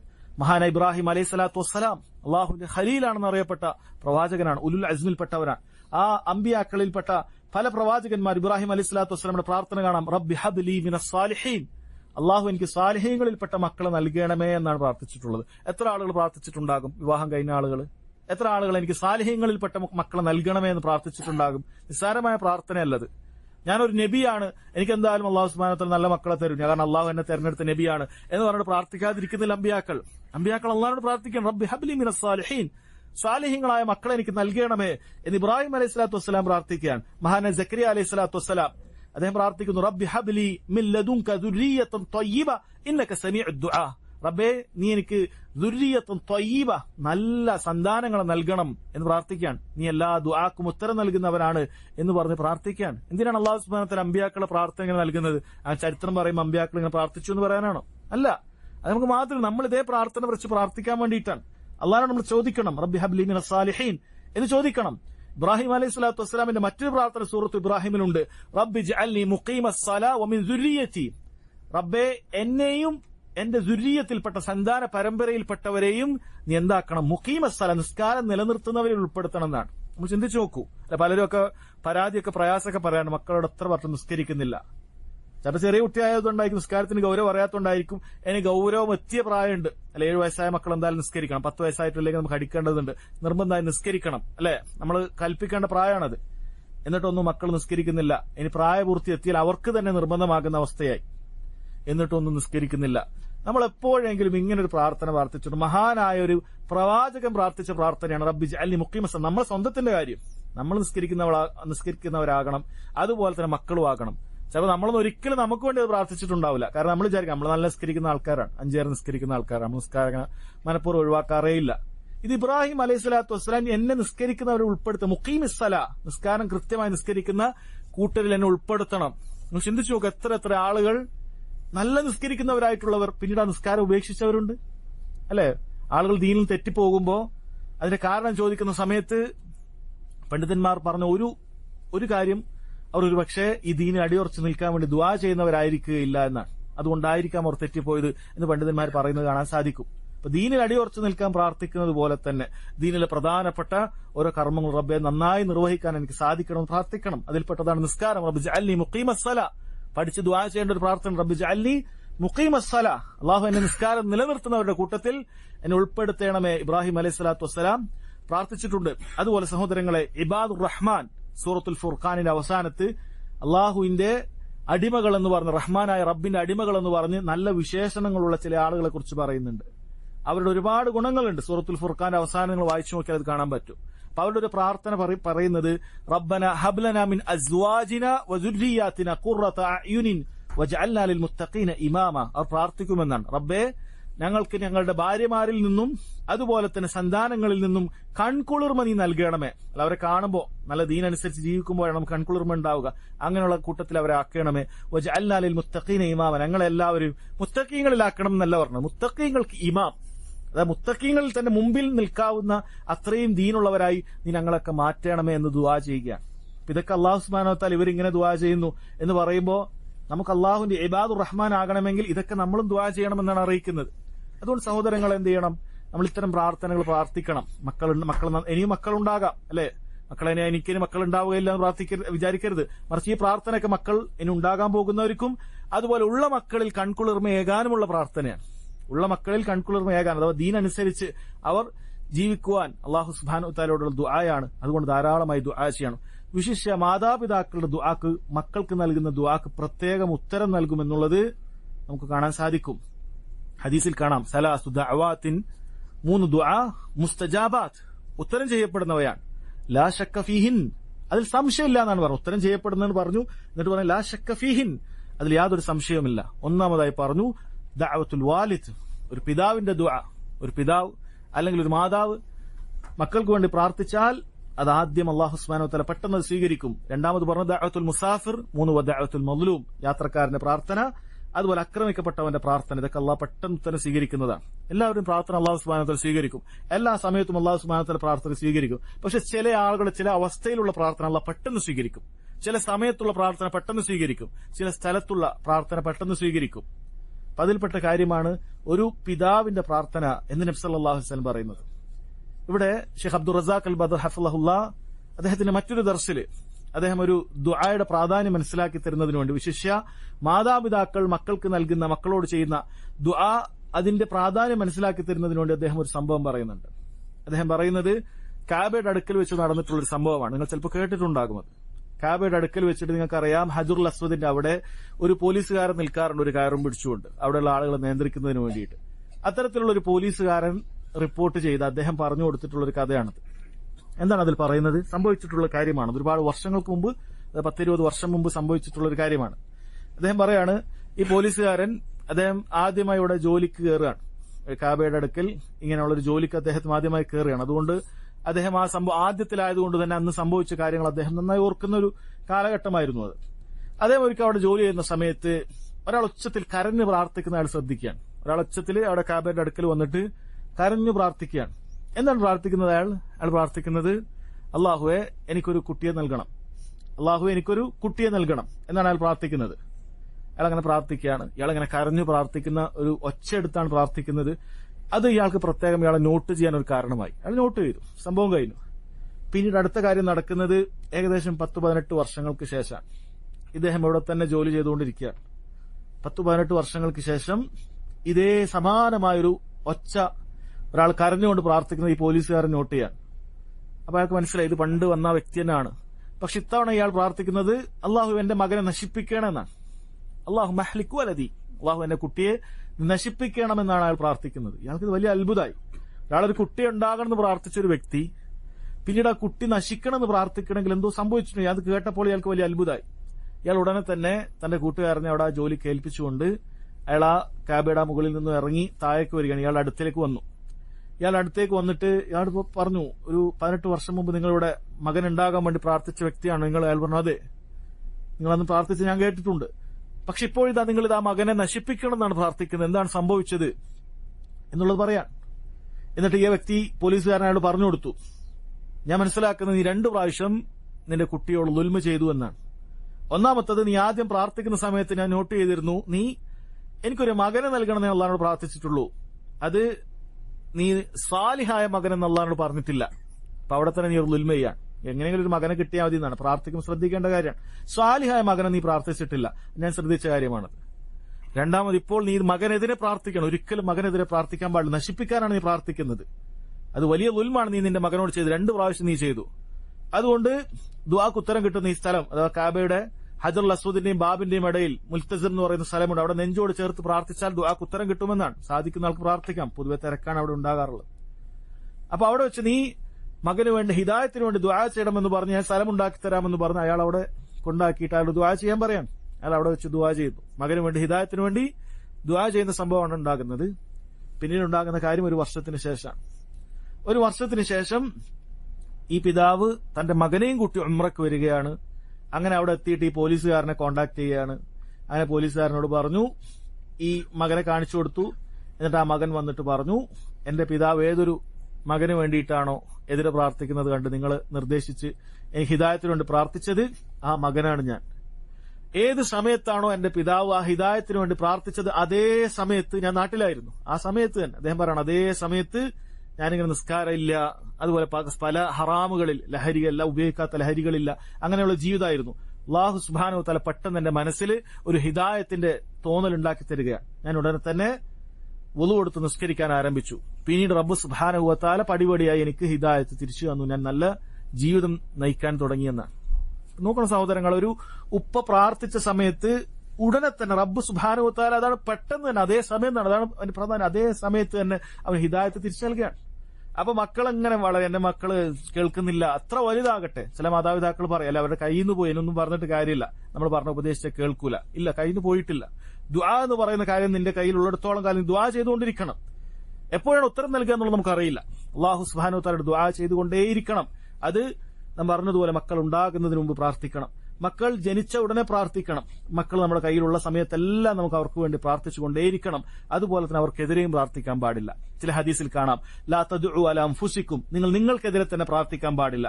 വലാ തദ്ഉ അലാ ഔലാദിക്കും, നിങ്ങളുടെ കുട്ടികൾക്കെതിരെ പ്രാർത്ഥിക്കാൻ പാടില്ല. വലാ തദ്ഉ അലാ അംവാലിക്കും, നിങ്ങൾ നിങ്ങളുടെ സമ്പത്തിനെതിരെ പ്രാർത്ഥിക്കാൻ പാടില്ല. നമ്മളായിരിക്കും ആരെങ്കിലൊക്കെ എതിരെ പ്രാർത്ഥിക്കുന്നവരുണ്ട്. ചില ആളുകളുടെ മാനസിക നില അങ്ങ് വിട്ടു കഴിഞ്ഞാൽ ഞാൻ നശിച്ചു പോട്ടെ എന്നൊക്കെ പ്രാർത്ഥിച്ചാളെ. അങ്ങനെയുള്ള ആളുകളുണ്ട്. എനിക്കൊന്നും വേണ്ട, എനിക്കൊന്നും ചെയ്യാൻ സാധിക്കില്ല, ഞാൻ നശിച്ചു പോകണം എന്നൊക്കെ പ്രാർത്ഥിച്ചാളെ. അല്ലെങ്കിൽ അവന്റെ സ്വന്തം സമ്പത്തിനെതിരെയൊക്കെ പ്രാർത്ഥിക്കും, മക്കൾക്കെതിരെയൊക്കെ പ്രാർത്ഥിക്കും. ഈ നശിച്ചു തൊലഞ്ഞു പോകും, ഈ രൂപത്തിലുള്ള സംസാരങ്ങളൊക്കെ പറഞ്ഞിട്ട് പ്രാർത്ഥിക്കുന്നവരുണ്ട്. ഈ രൂപത്തിൽ സഹോദരങ്ങൾ അങ്ങനെ പ്രാർത്ഥിക്കരുതെന്നാണ്. അതിന്റെ കാരണം നബി സല്ലല്ലാഹു അലൈഹി വസല്ലം പറയാണ്, ലാ തുവാഫിഖു മിനല്ലാഹി സഅതൻ യുസ്അലു ഫീഹാ അതാ ഫയസ്തജീബ ലക്കും. കാരണം നിങ്ങൾ ഈ ചോദിക്കുന്ന സമയത്ത് ഒരു സമയമുണ്ട്, ആ സമയത്ത് അള്ളാഹു ഉത്തരം നൽകുന്ന സമയത്തിനോട് യോജിച്ചു വന്നാൽ അത് ഉത്തരം ചെയ്യപ്പെടുന്നതാണ്. അപ്പൊ എതിരെ പ്രാർത്ഥിച്ച കാര്യം അങ്ങനെ തന്നെ ഉത്തരം ചെയ്യപ്പെടും. ചിലപ്പോ ഒരു മാതാവിന്റെ പിതാവിന്റെ നീ നശിച്ചു പോകട്ടെ, അല്ലെങ്കിൽ അവരുടെ അറിയാതെ വന്ന വാക്കിന്റെ ആ ദുആയുടെ ഉത്തരമായിരിക്കും ഒരു മകൻ ജീവിതകാലം നശിച്ച് കാണേണ്ടി വരും, അല്ലെ? തിരിച്ച് ചിലപ്പോൾ കരകയറാൻ പറ്റണമെന്നില്ല. അതുകൊണ്ട് നാവ് വളരെയധികം ശ്രദ്ധിക്കുക. സൂറത്തുൽ ഇസ്രായിൽ അല്ലാഹു സുബ്ഹാനഹു വ തആല മനുഷ്യന്റെ ഈ അവിവേകത്തെക്കുറിച്ച് പറയുന്നുണ്ട്. വയദുൽ ഇൻസാനു ബിശ്ശർരി ദുആഅഹു ബിൽ ഖൈർ വകാനൽ ഇൻസാനു അജൂല. മനുഷ്യൻ ഖൈറിന് വേണ്ടി ദുആ ചെയ്യുന്നത് പോലെ തന്നെ ഷർറിന് വേണ്ടിയും ദുആ ചെയ്യുന്ന മനുഷ്യന്മാരുണ്ട്. വകാനൽ ഇൻസാനു അജൂല. മനുഷ്യൻ ധൃതി കാണിക്കുന്നവനാണ്. അല്ല, എന്തെങ്കിലുമൊക്കെ ഒരു ശ്രമം ഉണ്ടാവില്ല, അപ്പോഴാണ് ഈ പ്രാർത്ഥനയൊക്കെ വരുന്നത്. എതിരെ പ്രാർത്ഥിക്കുന്നത്, നീ നശിച്ചു, നീ ഒരിക്കലും ഗുണം പിടിക്കൂല, നീ അങ്ങനെ തന്നെ ആയിപ്പോ, ഇങ്ങനെ തന്നെ ആയിപ്പോ, നിസ്സാരമായ കാര്യമായിരിക്കും ചിലപ്പോൾ ആലോചിച്ച് നോക്കുമ്പോൾ. അതിനെതിരെ മകനെതിരെ പ്രാർത്ഥിക്കുക, അത് അല്ലാഹു സുബ്ഹാനഹു വ തആല സ്വീകരിക്കാൻ സാധ്യതയുള്ള കാര്യമാണ്. അതുകൊണ്ട് വളരെയധികം മനസ്സിലാക്കുക. മഹാന അല്ലാമ അബ്ദുറഹ്മാൻ നാസിർ സഅദി റഹിമഹുല്ലാഹ് അദ്ദേഹം പറയാണ് ഈ ആയത്തിനെ വിശദീകരിച്ചിട്ട്, വഹാദാ മിൻ ജഹ്ലിൽ ഇൻസാൻ, ഒരു മനുഷ്യന്റെ അവിവേകത്തിന്റെ കാരണമാണിത്. വഅജ്ലതിഹി, അവന്റെ ധൃതിയും, ഹൈസു യദ്ഉ അലാ നഫ്സിഹി വഔലാദിഹി വമാലിഹി ബിശ്ശർ ഇൻദൽ ഗളബ്, അത് കോപമുണ്ടാകുന്ന സമയത്ത് സ്വന്തത്തിനും കുടുംബത്തിനും അതുപോലെ സമ്പത്തിനൊക്കെതിരെ അവൻ പ്രാർത്ഥിക്കും. വയുബാദിറു ബിദാലിക ദുആ കമാ യുബാദിറു ബിദ്ദുആഇ ഫിൽ ഖൈർ, ഖൈറിന് വേണ്ടി ദുആ ചെയ്യുന്ന പോലെ തന്നെ അവൻ തിരക്ക് കൂട്ടി ഇത്തരം കാര്യങ്ങൾക്ക് വേണ്ടി ദുആ ചെയ്യും. അത് വളരെ ഗൗരവമുള്ള കാര്യം. മക്കൾക്ക് വേണ്ടി പ്രാർത്ഥിക്കണം, ഒരിക്കലും അവർക്കെതിരെ പ്രാർത്ഥിക്കരുത്. ഹിദായത്തിന് വേണ്ടി പ്രാർത്ഥിക്കുക. എന്താണ് ലാഭം നമുക്കുള്ളത്? ഒരാൾ നശിക്കട്ടെ എന്ന് പ്രാർത്ഥിക്കുന്നതിൽ എന്ത് നേട്ടമാണ് നമുക്കുള്ളത്? അയാൾ നശിച്ചിട്ട് ആ നാടിനുള്ള നാശം കൂടാനോ വീട്ടിലുള്ള നാശം കൂടാനോ? ആലോചിക്കുക, മനുഷ്യൻ എത്രമാത്രം അവിവേകിയാണ്. ഒരാൾ നശിച്ചു പോകട്ടെ എന്ന് പ്രാർത്ഥിക്കുന്നതിൽ എന്ത് ഖൈറാണ് അവന് സ്വന്തമായിട്ട് ഉണ്ടാകാൻ പോകുന്നത്? നാട്ടിലെന്താണ്, വീട്ടിലെന്താണ് ഉണ്ടാക്കുന്നത്? ഹിദായത്തിന് വേണ്ടി പ്രാർത്ഥിക്കുക. ഒരാൾക്ക് വേണ്ടി ഹിദായത്തിന് വേണ്ടി പ്രാർത്ഥിക്കുക. ഹിദായത്തിന് വേണ്ടി പ്രാർത്ഥിച്ചിട്ട് നന്നായ സംഭവങ്ങൾ എത്രയോ ഉണ്ട്. മഹാനായ അബൂ ഹുറൈറ റളിയല്ലാഹു അൻഹു സംഭവമൊക്കെ അങ്ങനെയാണ്. അല്ലെ, ഉമ്മ ഇസ്ലാം സ്വീകരിക്കാത്ത സമയത്ത് ഹിദായത്തിന് വേണ്ടി ദുആ ചെയ്യാൻ നബി സല്ലല്ലാഹു അലൈഹി വസല്ലം പറഞ്ഞു കൊടുക്കുകയാണ്. അങ്ങനെ ഉമ്മ ഇസ്ലാമിലേക്ക് കടന്നു വരികയാണ്. ഹിദായത്തിന് വേണ്ടിയുള്ള ദുആ ഒരു കാഫിറിന് വേണ്ടി നമുക്ക് ചെയ്യാവുന്ന കാര്യമാണ്. കാഫിറിന് വേണ്ടി ഇസ്തിഗ്ഫാറാണ് തേടാൻ പാടില്ലാത്തത്. അതുകൊണ്ട് ഹിദായത്തിന് ചെയ്യാം. മാതാപിതാക്കള് കാഫിറായിക്കൊള്ളുന്നില്ല, ചിലപ്പോ എന്തായിരിക്കും, ബിദഅത്തുകാരുടെ കൂട്ടത്തിൽപ്പെട്ട് എല്ലാ ബിദഅത്തുകളൊക്കെ ചെയ്യുന്ന ആളുകളായിരിക്കും. നിസ്കരിക്കാത്ത ഉപ്പുള്ള ആൾക്കാരുണ്ടാവും, നിസ്കരിക്കാത്ത ഉമ്മുള്ള ആൾക്കാരുണ്ടാവും, പല രൂപത്തിലുള്ള സ്വഭാവ ദൂഷ്യങ്ങളുള്ള മാതാപിതാക്കളുള്ള ആൾക്കാരുണ്ടാകും. മാതാപിതാക്കൾക്ക് കൊണ്ട് ദുആ ചെയ്യും. ഇതൊക്കെ നമ്മൾ ദുആ ചെയ്യണം. തിരിച്ചു മാതാപിതാക്കൾ മക്കൾക്ക് വേണ്ടി, മാർക്കു വേണ്ടി, സഹോദരങ്ങളെ നാശത്തിന് വേണ്ടി ദുആ ചെയ്യാൻ പാടില്ല. ഇതാണ് മൂന്നാമത്തെ കാര്യം. നാലാമത്തേത് റക്കീസത്തു റാബിഅ അത്തഹ്സീനു ബിൽ അദ്കാർ. മക്കളെ ദിക്ർ കൊണ്ട് നീ സംരക്ഷിക്കുക. ദിക്റാകുന്ന കോട്ട കൊണ്ട് മക്കൾക്ക് സംരക്ഷണ കവചമേകുക. ഇതാണ് അത്തഹ്സീനു ബിൽ അദ്കാർ എന്ന് പറഞ്ഞാൽ അതുകൊണ്ട് ഉദ്ദേശിക്കുന്നത്. ദിക്ർ എപ്പോഴും പ്രാധാന്യമാണ്. ചെറിയ മക്കൾക്ക് വേണ്ടി ദിക്ർ ചൊല്ലണം. ഈ ദിക്റും സഹോദരങ്ങളെ എവിടെയാണ് ആരംഭിക്കുന്നത് അറിയുമോ? അത് കുട്ടികൾ ഉണ്ടാകുന്നതിന് മുമ്പ് തന്നെ ദിക്റുണ്ട്. ഒരാൾക്ക് കുട്ടി ഉണ്ടാകുന്നതിന് മുമ്പ് തന്നെ മക്കൾക്ക് പൈശാചിക ഷർറുകൾ ഏൽക്കാതിരിക്കാനുള്ള ദിക്ർ നബി സല്ലല്ലാഹു അലൈഹി വസല്ലം പഠിപ്പിച്ചിട്ടുണ്ട്. മഹാനായ ഇബ്നു അബ്ബാസ് റളിയല്ലാഹു അൻഹു ഉദ്ധരിക്കുന്ന ഇമാം ബുഖാരി മുസ്ലിം ഒക്കെ ഉദ്ധരിച്ചിട്ടുള്ള ഹദീസിൽ കാണാം, നബി സല്ലല്ലാഹു അലൈഹി വസല്ലം പറയുന്നു, ലൗ അന്ന അഹദഹും, നിങ്ങളിൽ ഒരാൾ, ഇദാ അറാദ അൻ യഅതി അഹ്ലഹു, നിന്റെ ഭാര്യയുമായി വേഴ്ച നടത്താൻ ഉദ്ദേശിച്ചാൽ, ലൈംഗിക ബന്ധത്തിൽ ഏർപ്പെടാൻ ഉദ്ദേശിച്ചാൽ, ഖാൽ, അവൻ പറയുന്നു, ബിസ്മില്ലാഹ്, അല്ലാഹുവിന്റെ നാമത്തിൽ, അല്ലാഹുമ്മ ജന്നിബ്ന ശൈത്താൻ, അല്ലാഹു ഞങ്ങളിൽ നിന്നും പിശാചിനെ അകറ്റണമേ, വജന്നിബി ശൈത്താന മാ റസഖ്തന, ഞങ്ങൾക്ക് നൽകുന്ന ഈ സന്താനത്തിൽ നിന്നും പിശാചിനെ നീ അകറ്റണമേ എന്നൊരാൾ പ്രാർത്ഥിച്ചാൽ, ഫഇന്നഹു ഇൻ യുഖദ്ദർ ബൈനഹുമാ വലദുൻ ഫീ ദാലിക്, ആ ഒരു ബന്ധത്തിൽ അല്ലാഹു സുബ്ഹാനഹു വ തആല നിനക്കൊരു കുട്ടിയെ ഉദ്ദേശിച്ചിട്ടുണ്ട് എങ്കിൽ, ലം യദുർറഹു ശൈത്താനുൻ അബദാ, ഒരിക്കലും പിശാചിന്റെ ശർറ് അവൻ ഉണ്ടാവുകയില്ല എന്ന് നബി സല്ലല്ലാഹു അലൈഹി വസല്ലം അറിയിക്കുകയാണ്. അപ്പൊ ഇതൊക്കെ പല ആളുകൾക്കും അറിയില്ല, ഇതൊന്നും അറിയില്ല. വിവാഹം കഴിക്കുന്നു, അതിന്റെ മര്യാദകൾ പഠിക്കാറൊന്നുമില്ല. വിവാഹം അത് പൊലിവാക്കാൻ വേണ്ടിയിട്ടുള്ള പല കാര്യങ്ങളും അറിയാം. ഇത്തരം വലിയ ദിക്റുകളെ കുറിച്ചിട്ടോ ദുആകളെ കുറിച്ചിട്ടോ പലപ്പോഴും അറിയില്ല. ആദ്യമായി ഭാര്യയെ കാണുമ്പോഴുള്ള പ്രാർത്ഥന എന്താണ്, ദിക്റുകൾ എന്താണ്, ഇതൊന്നും അറിയാത്ത ഒരുപാട് ആളുകളുണ്ട്. സഹോദരങ്ങളെ, കുട്ടികൾക്ക് വേണ്ടിയിട്ടുള്ള പ്രാർത്ഥന യഥാർത്ഥത്തിൽ ആരംഭിച്ചത് അത് കുട്ടികൾ ഉണ്ടാകുന്നതിന് മുമ്പ് തന്നെ ഉണ്ട്. ഇനി ഹദീസിൽ കാണാം, ഇനി കുട്ടികളുണ്ടായി, ചെറിയ പ്രായത്തിൽ തന്നെ അവർക്ക് വേണ്ടി ദുആ ചെയ്യണം. കുട്ടികൾക്ക് ദിക്റും ദുആയും സ്വന്തമായി ചെയ്യാൻ അറിയില്ല. ആ സമയത്ത് അവർക്ക് വേണ്ടി എപ്പോഴും നമ്മൾ മന്ത്രിച്ചു കൊടുക്കണം. ഇബ്നു അബ്ബാസ് റളിയല്ലാഹു അൻഹു തന്നെ ഉദ്ധരിക്കുന്ന, ഇമാം ബുഖാരിയും അതുപോലെ അബൂ ദാവൂദ് ഒക്കെ ഉദ്ധരിച്ചിട്ടുള്ള ഹദീസിൽ കാണാം, നബി സല്ലല്ലാഹു അലൈഹി വസല്ലം പ്രാർത്ഥിക്കുന്നത്, കാന നബിയു സല്ലല്ലാഹു അലൈഹി വസല്ലം യുഅവ്വിദുൽ ഹസൻ വൽ ഹുസൈൻ. ഇബ്നു അബ്ബാസ് റളിയല്ലാഹു അൻഹു പറയാൻ, നബി സല്ലല്ലാഹു അലൈഹി വസല്ലം പേരമക്കളായ ഹസനിനും ഹുസൈനിനും വേണ്ടി മന്ത്രിക്കാറുണ്ടായിരുന്നു, അല്ലാഹുവിനോട് രക്ഷ തേടാറുണ്ടായിരുന്നു. എന്താണ് രക്ഷ തേടാറുള്ളത്? അവർ രണ്ടുപേരെ നിർത്തിയിട്ട് പറയും, ഉഈദുകുമാ ബികലിമാത്തില്ലാഹി താമ്മ മിൻ കുല്ലി ശൈത്താനിൻ വഹാമ്മ വമിൻ കുല്ലി ഐനിൻ ലാമ്മ. ഉഈദുകുമാ, നിങ്ങൾക്ക് രണ്ടുപേർക്കും ഞാനിത് അല്ലാഹുവിനോട് രക്ഷ ചോദിക്കുകയാണ്. ബികലിമാത്തില്ലാഹി താമ്മ, അല്ലാഹുവിന്റെ പരിപൂർണമായ വചനങ്ങൾ കൊണ്ട്. മിൻ കുല്ലി ശൈത്താനിൻ വഹാമ്മ, എല്ലാ പിശാചിൽ നിന്നും ഉപദ്രവകാരികളായ വിഷജന്തുക്കളിൽ നിന്നും. വമിൻ കുല്ലി ഐനിൻ ലാമ്മ, കണ്ണേറിൽ നിന്നും. ഇതാ ഞാനിത് അള്ളാഹു സുബ്ഹാനഹു തആലയോട് ചോദിക്കുകയാണ് എന്ന് പറഞ്ഞ് പ്രാർത്ഥിക്കണം മക്കൾക്ക് വേണ്ടി. അല്ലെ, മക്കൾക്ക് ഉപദ്രവങ്ങൾ ഇല്ലാതിരിക്കാൻ, പൈശാചിക ഷർറുകൾ ഇല്ലാതിരിക്കാൻ, കണ്ണേറുകൾ ഏൽക്കാതിരിക്കാൻ പ്രാർത്ഥിക്കേണ്ട കാര്യമാണത്. എന്നിട്ട് നബി സല്ലല്ലാഹു അലൈഹി വസല്ലം പറയുമായിരുന്നു എന്നാണ്, കാന അബൂക്കും യുഅവ്വിദു ബിഹിമാ ഇസ്മാഈല വ ഇസ്ഹാഖ്. നിങ്ങളുടെ പിതാവായ, ആരാണ് പിതാവ്? ഇസ്മായിലിനെയും ഇസ്ഹാക്കിനും വേണ്ടി ദുആ ചെയ്യാറുണ്ട്. ഇബ്രാഹിം അലൈഹി സ്വലാത്തു വസ്സലാം പൂർവ്വ പിതാവാണ്. മക്കളായ ഇസ്മായിൽ ഇസ്ഹാഖിന്. അപ്പോൾ വളരെ പാരമ്പര്യമുള്ള ഇബ്രാഹിം അലൈഹി സ്വലാത്തു വസ്സലാമിന്റെ കാലം മുതലേ ഉള്ള ദുആയാണിതെന്ന് മനസ്സിലാക്കാം. അപ്പൊ അത് വലിയ പ്രാധാന്യമുണ്ട്. അപ്പോൾ പണ്ഡിതന്മാർ പറയാറുണ്ട്, ഒരു കാര്യം അള്ളാഹുവിന്റെ എല്ലാ അമ്പിയാക്കളും ചെയ്തു പോരുന്ന കാര്യമാണെങ്കിൽ അത് ഏറ്റവും പ്രാധാന്യമുള്ള കാര്യമായിരിക്കും. അല്ല, തൗഹീദ് അങ്ങനെയാണ്, നിസ്കാരം അങ്ങനെയാണ്. ഇതൊക്കെ എല്ലാ അമ്പിയാക്കളും ചെയ്തിട്ടുള്ള കാര്യമാണ്. എല്ലാ അമ്പിയാക്കളുടെ ശറഇലുമുള്ള ഒരു കാര്യമാണെങ്കിൽ വളരെ പ്രാധാന്യമുള്ള കാര്യമായിരിക്കും. മക്കൾക്ക് വേണ്ടിയിട്ടുള്ള ഇത്തരം പ്രാർത്ഥന അത്ര പ്രാധാന്യമുള്ള കാര്യം എല്ലാ ശരീഅത്തിലും അല്ലാഹു സുബ്ഹാനഹു വ തആല ഉൾപ്പെടുത്തിയിട്ടുണ്ട്. ഇബ്രാഹിം അലൈഹി സ്വലാത്തു വസ്സലാം മക്കൾക്ക് വേണ്ടി പ്രാർത്ഥിച്ചിട്ടുണ്ട്. അപ്പൊ നമ്മളൊക്കെ മക്കൾക്ക് വേണ്ടി പ്രാർത്ഥിക്കണം. നമ്മൾ മക്കൾക്ക് വേണ്ടി പ്രാർത്ഥിക്കണം. അവരെ പുറത്തേക്ക് കൊണ്ടുപോകുമ്പോഴും അല്ലാത്തപ്പോഴൊക്കെ ഈ പറയുന്ന പൈശാചിക ഷർറിൽ നിന്നാകട്ടെ, മറ്റുപദ്രവങ്ങളിൽ നിന്നാകട്ടെ, വിഷജന്തുക്കളിൽ നിന്നാകട്ടെ മക്കൾക്ക് ഷർറ് ഏൽക്കാതിരിക്കാൻ നമ്മൾ പ്രാർത്ഥിക്കേണ്ടതുണ്ട് എന്നാണ്. പിന്നീട് കുട്ടികൾക്ക് പ്രായമെത്തി അവർക്ക് ചൊല്ലാനൊക്കെ സാധിക്കുന്ന സമയത്ത് അവർ നമ്മൾ പഠിപ്പിച്ചു കൊടുക്കുക. നബി സല്ലല്ലാഹു അലൈഹി വസല്ലം പറഞ്ഞു, മകനെ ഭക്ഷണം കഴിക്കുന്ന സമയത്ത് എന്ത് പറയണം? ബിസ്മില്ലാ, അല്ലാഹുവിന്റെ നാമത്തിൽ ബിസ്മില്ലാ എന്ന് പറഞ്ഞ് ഭക്ഷണം കഴിക്കണം. അല്ല, പിശാച് അപ്പോൾ അതിൽ നിന്ന് ഭക്ഷണം കഴിക്കുകയില്ല എന്നാണ്. പിശാച് അല്ലെങ്കിൽ ആ പാത്രത്തിൽ നിന്ന് ഭക്ഷണം കഴിക്കുമെന്നാണ്, ഭക്ഷണത്തിന് ബർക്കത്തില്ലാതായി പോകും. അങ്ങനെ ഓരോ കാര്യത്തിൽ വീട്ടിലേക്ക് പ്രവേശിക്കുമ്പോൾ ബിസ്മില്ല, വാതിലടക്കുമ്പോൾ ബിസ്മില്ല, ഓരോ കാര്യങ്ങൾ വസ്ത്രം അയക്കുമ്പോൾ ബിസ്മില്ല, ഓരോ നമ്മൾ പറഞ്ഞു കൊടുക്കണം. ചെറിയ കുട്ടിക്ക് ഇങ്ങനെ ഇനിയിപ്പോ നിസ്കാരത്തിലെ ദിക്റുകൾ, രാവിലെയും വൈകുന്നേരമുള്ള ദിക്റുകൾ, ഇതൊക്കെ പ്രായമാകുന്ന സമയത്ത് തന്നെ നമ്മൾ ആദ്യം പഠിപ്പിച്ചു കൊടുക്കേണ്ടത് ദിക്റുകളാണ്. ഇതാണ് ആദ്യം പഠിപ്പിച്ചു കൊടുക്കേണ്ടത് കുട്ടിക്ക്. ബാക്കി എല്ലാ കാര്യങ്ങളും ഇംഗ്ലീഷിലെ പോയമും അതും ഇതൊക്കെ എല്ലാം പഠിപ്പിച്ചിട്ടുണ്ടോ? കുട്ടിക്ക് അറിയാത്തൊന്നും ഉണ്ടാവില്ല, അല്ലെ? ചെറിയ പ്രായത്തിൽ തന്നെ എന്റെ കുട്ടി നല്ല ഇംഗ്ലീഷ് പറയുന്നുണ്ട്, നല്ല തന്നെയാണ്, യാതൊരു കുഴപ്പമൊന്നുമില്ല. പക്ഷേ ഈ ദിക്ർ അറിയില്ല, ഫാത്തിഹ അറിയില്ല, പിന്നെ എന്ത് കാര്യമാണത്? ചെറിയ പ്രായത്തിൽ ഇതൊന്നും അറിയില്ല. നല്ല കുട്ടികൾ നല്ല ഇംഗ്ലീഷ് നല്ല ഉഷാറാണ്, നല്ല രീതിയിൽ സംസാരിക്കുന്നുണ്ട്. പക്ഷെ ഇതൊന്നും പഠിപ്പിച്ചു കൊടുത്തിട്ടില്ല, എന്ത് കാര്യമാണുള്ളത്? ഇതാണ് ആദ്യം പഠിപ്പിക്കേണ്ടത്. അതിനുശേഷം ബാക്കിയുള്ള ഭൗതിക കാര്യങ്ങൾ, ആവശ്യങ്ങളുള്ളത് നിങ്ങൾ പഠിപ്പിച്ചു കൊടുക്കുക. അപ്പൊ ആദ്യം ദീനിന്റെ കാര്യങ്ങൾ സഹോദരങ്ങളെ ചെറിയ പ്രായത്തിൽ തന്നെ പഠിപ്പിച്ചു കൊടുക്കുക. അതിൽപ്പെട്ടതാണ് അദ്കാറുകൾ. അല്ലാതെ ബുദ്ധിയുള്ള ആളുകളുടെ ലക്ഷണം അവർ അദ്കാറുകൾ ചൊല്ലും. കാരണം ശത്രുവിനെ നമ്മൾ കണ്ടുമുട്ടുന്ന, നമ്മൾ കാണാത്തൊരു ശത്രു നമുക്കുണ്ട്. കാണുന്ന ശത്രു ആണെങ്കിൽ നമുക്ക് ചെയ്യാനുള്ള പല കാര്യങ്ങളൊക്കെ ചെയ്ത്, നമുക്ക് കാണാത്ത, നമുക്കെതിരെ എപ്പോഴും തന്ത്രങ്ങൾ മെനഞ്ഞുകൊണ്ടിരിക്കുന്ന ശത്രുവാണ് പിശാച് എന്ന് പറയുന്നത്. അവനെതിരെയുള്ള ആയുധം എന്ന് പറയുന്നത് അത് ദിക്റുകളാണ്. പിശാചിനെതിരെയുള്ള ആയുധങ്ങൾ ദിക്റുകളാണ്. അത് നമ്മൾ ചെല്ലാതെ നമ്മൾ പുറത്തേക്ക് ഇറങ്ങുമ്പോൾ നമ്മൾ ഇങ്ങനെ പടച്ചട്ട ഇല്ലാതെ ശത്രുക്കളുടെ കോട്ടയിലേക്ക് പോകുന്നത് പോലെ നമുക്ക് പരിക്കുകൾ ഏൽക്കും. അത് നമ്മൾ ഏൽക്കുന്ന പരിക്ക് നമ്മുടെ ദീനിനാണ്, നമ്മുടെ കൽബിനാണ് ഏൽക്കുക. നമ്മുടെ ശരീരത്തിനും ഏൽക്കുന്ന പരിക്കുകളുണ്ട്. അതുകൊണ്ട് ദിക്റുകൾ രാവിലെയും വൈകുന്നേരം നമ്മൾ ചൊല്ലുക. കുട്ടികൾക്ക് ഇതുപോലെയുള്ള ചൊല്ലാൻ അറിയാത്ത ആളുകൾക്ക് ഈ രൂപത്തിൽ മന്ത്രങ്ങൾ ചൊല്ലിക്കൊടുക്കുക. ചൊല്ലാൻ പറ്റുന്ന പ്രായമാകുന്ന സമയത്ത് ദിക്റുകൾ പഠിപ്പിച്ചു കൊടുക്കുക. പടിപടിയായിട്ട് എല്ലാ ദിക്റുകളും ഒറ്റയടിക്ക് കുട്ടികൾക്ക് പഠിക്കാൻ പറ്റില്ല. ചെറുത് പഠിപ്പിച്ചു കൊടുക്കുക നമ്മൾ ചെയ്യേണ്ട കാര്യമാണ്. അഞ്ചാമത്തെ കാര്യം അദ്ദേഹം പറയുന്നു, റക്കീസത്തുൽ ഖാമിസ ഇഖ്തിയാറു അൽ അസ്മാഇ ത്വയ്യിബ. കുട്ടികൾക്ക് നല്ല പേര് വെച്ചു കൊടുക്കുക എന്നുള്ളതാണ്. ചെറിയ കുട്ടികൾക്ക് പേരിടുമ്പോൾ ശ്രദ്ധിക്കണം എന്നാണ് പറയാൻ കാരണം. പണ്ഡിതന്മാർ പറയാറുണ്ട്, കുട്ടികളുടെ പേരിന് അതിന് അവരുടെ നാമത്തിനോട് സ്വാധീനം ഉണ്ടാകാൻ സാധ്യത വളരെ കൂടുതലാണ് എന്നാണ്. ഒരാൾക്ക് നല്ലൊരു പേര് വെച്ചു കൊടുത്താൽ നല്ലവനാവാനുള്ള സാധ്യത കൂടുതലുണ്ട്. എല്ലാവരും അങ്ങനെ ആയിക്കൊള്ളുന്നില്ല, ഒരു പൊതു നിയമമല്ല, പക്ഷെ സാധ്യതയുണ്ട്. ഒരു മോശപ്പെട്ട ഒരു പേരാണ് അവനുള്ളതെങ്കിൽ ഏകദേശം അവന്റെ അഖീദയും അല്ലെങ്കിൽ അവന്റെ സ്വഭാവമൊക്കെ അങ്ങനെ ആവാനുള്ള സാധ്യത വളരെ കൂടുതലാണ്. അതുകൊണ്ട് നല്ല പേരുകൾ വെച്ചു കൊടുക്കാൻ എപ്പോഴും ശ്രദ്ധിക്കണം. ഏറ്റവും നല്ല പേരായി പഠിപ്പിച്ചത് അബ്ദുള്ള, അബ്ദുറഹ്മാൻ എന്നൊക്കെയുള്ള പേരാണ്. അതുപോലെ മുഹമ്മദ്, സാലിഹ്, അമ്പിയാക്കളുടെ പേരുണ്ട്, സ്വഹാബികളുടെ, താബിഈങ്ങളുടെ, അയിമ്മത്തുകളെ, നല്ല നല്ല ആളുകളുടെ പേരുകൾ, അതായത് അമ്പിയാക്കളുടെയോ സാലിഹീങ്ങളുടെ ഒക്കെ നല്ല നല്ല ആളുകളുടെ പേരുകളൊക്കെ നമ്മൾ വെച്ചു കൊടുക്കാൻ ശ്രദ്ധിക്കുക. എന്തെങ്കിലുമൊക്കെ പേരിട്ട് കൊടുക്കുന്ന ഒരു കാലഘട്ടത്തിലാണ് നമ്മളുള്ളത്.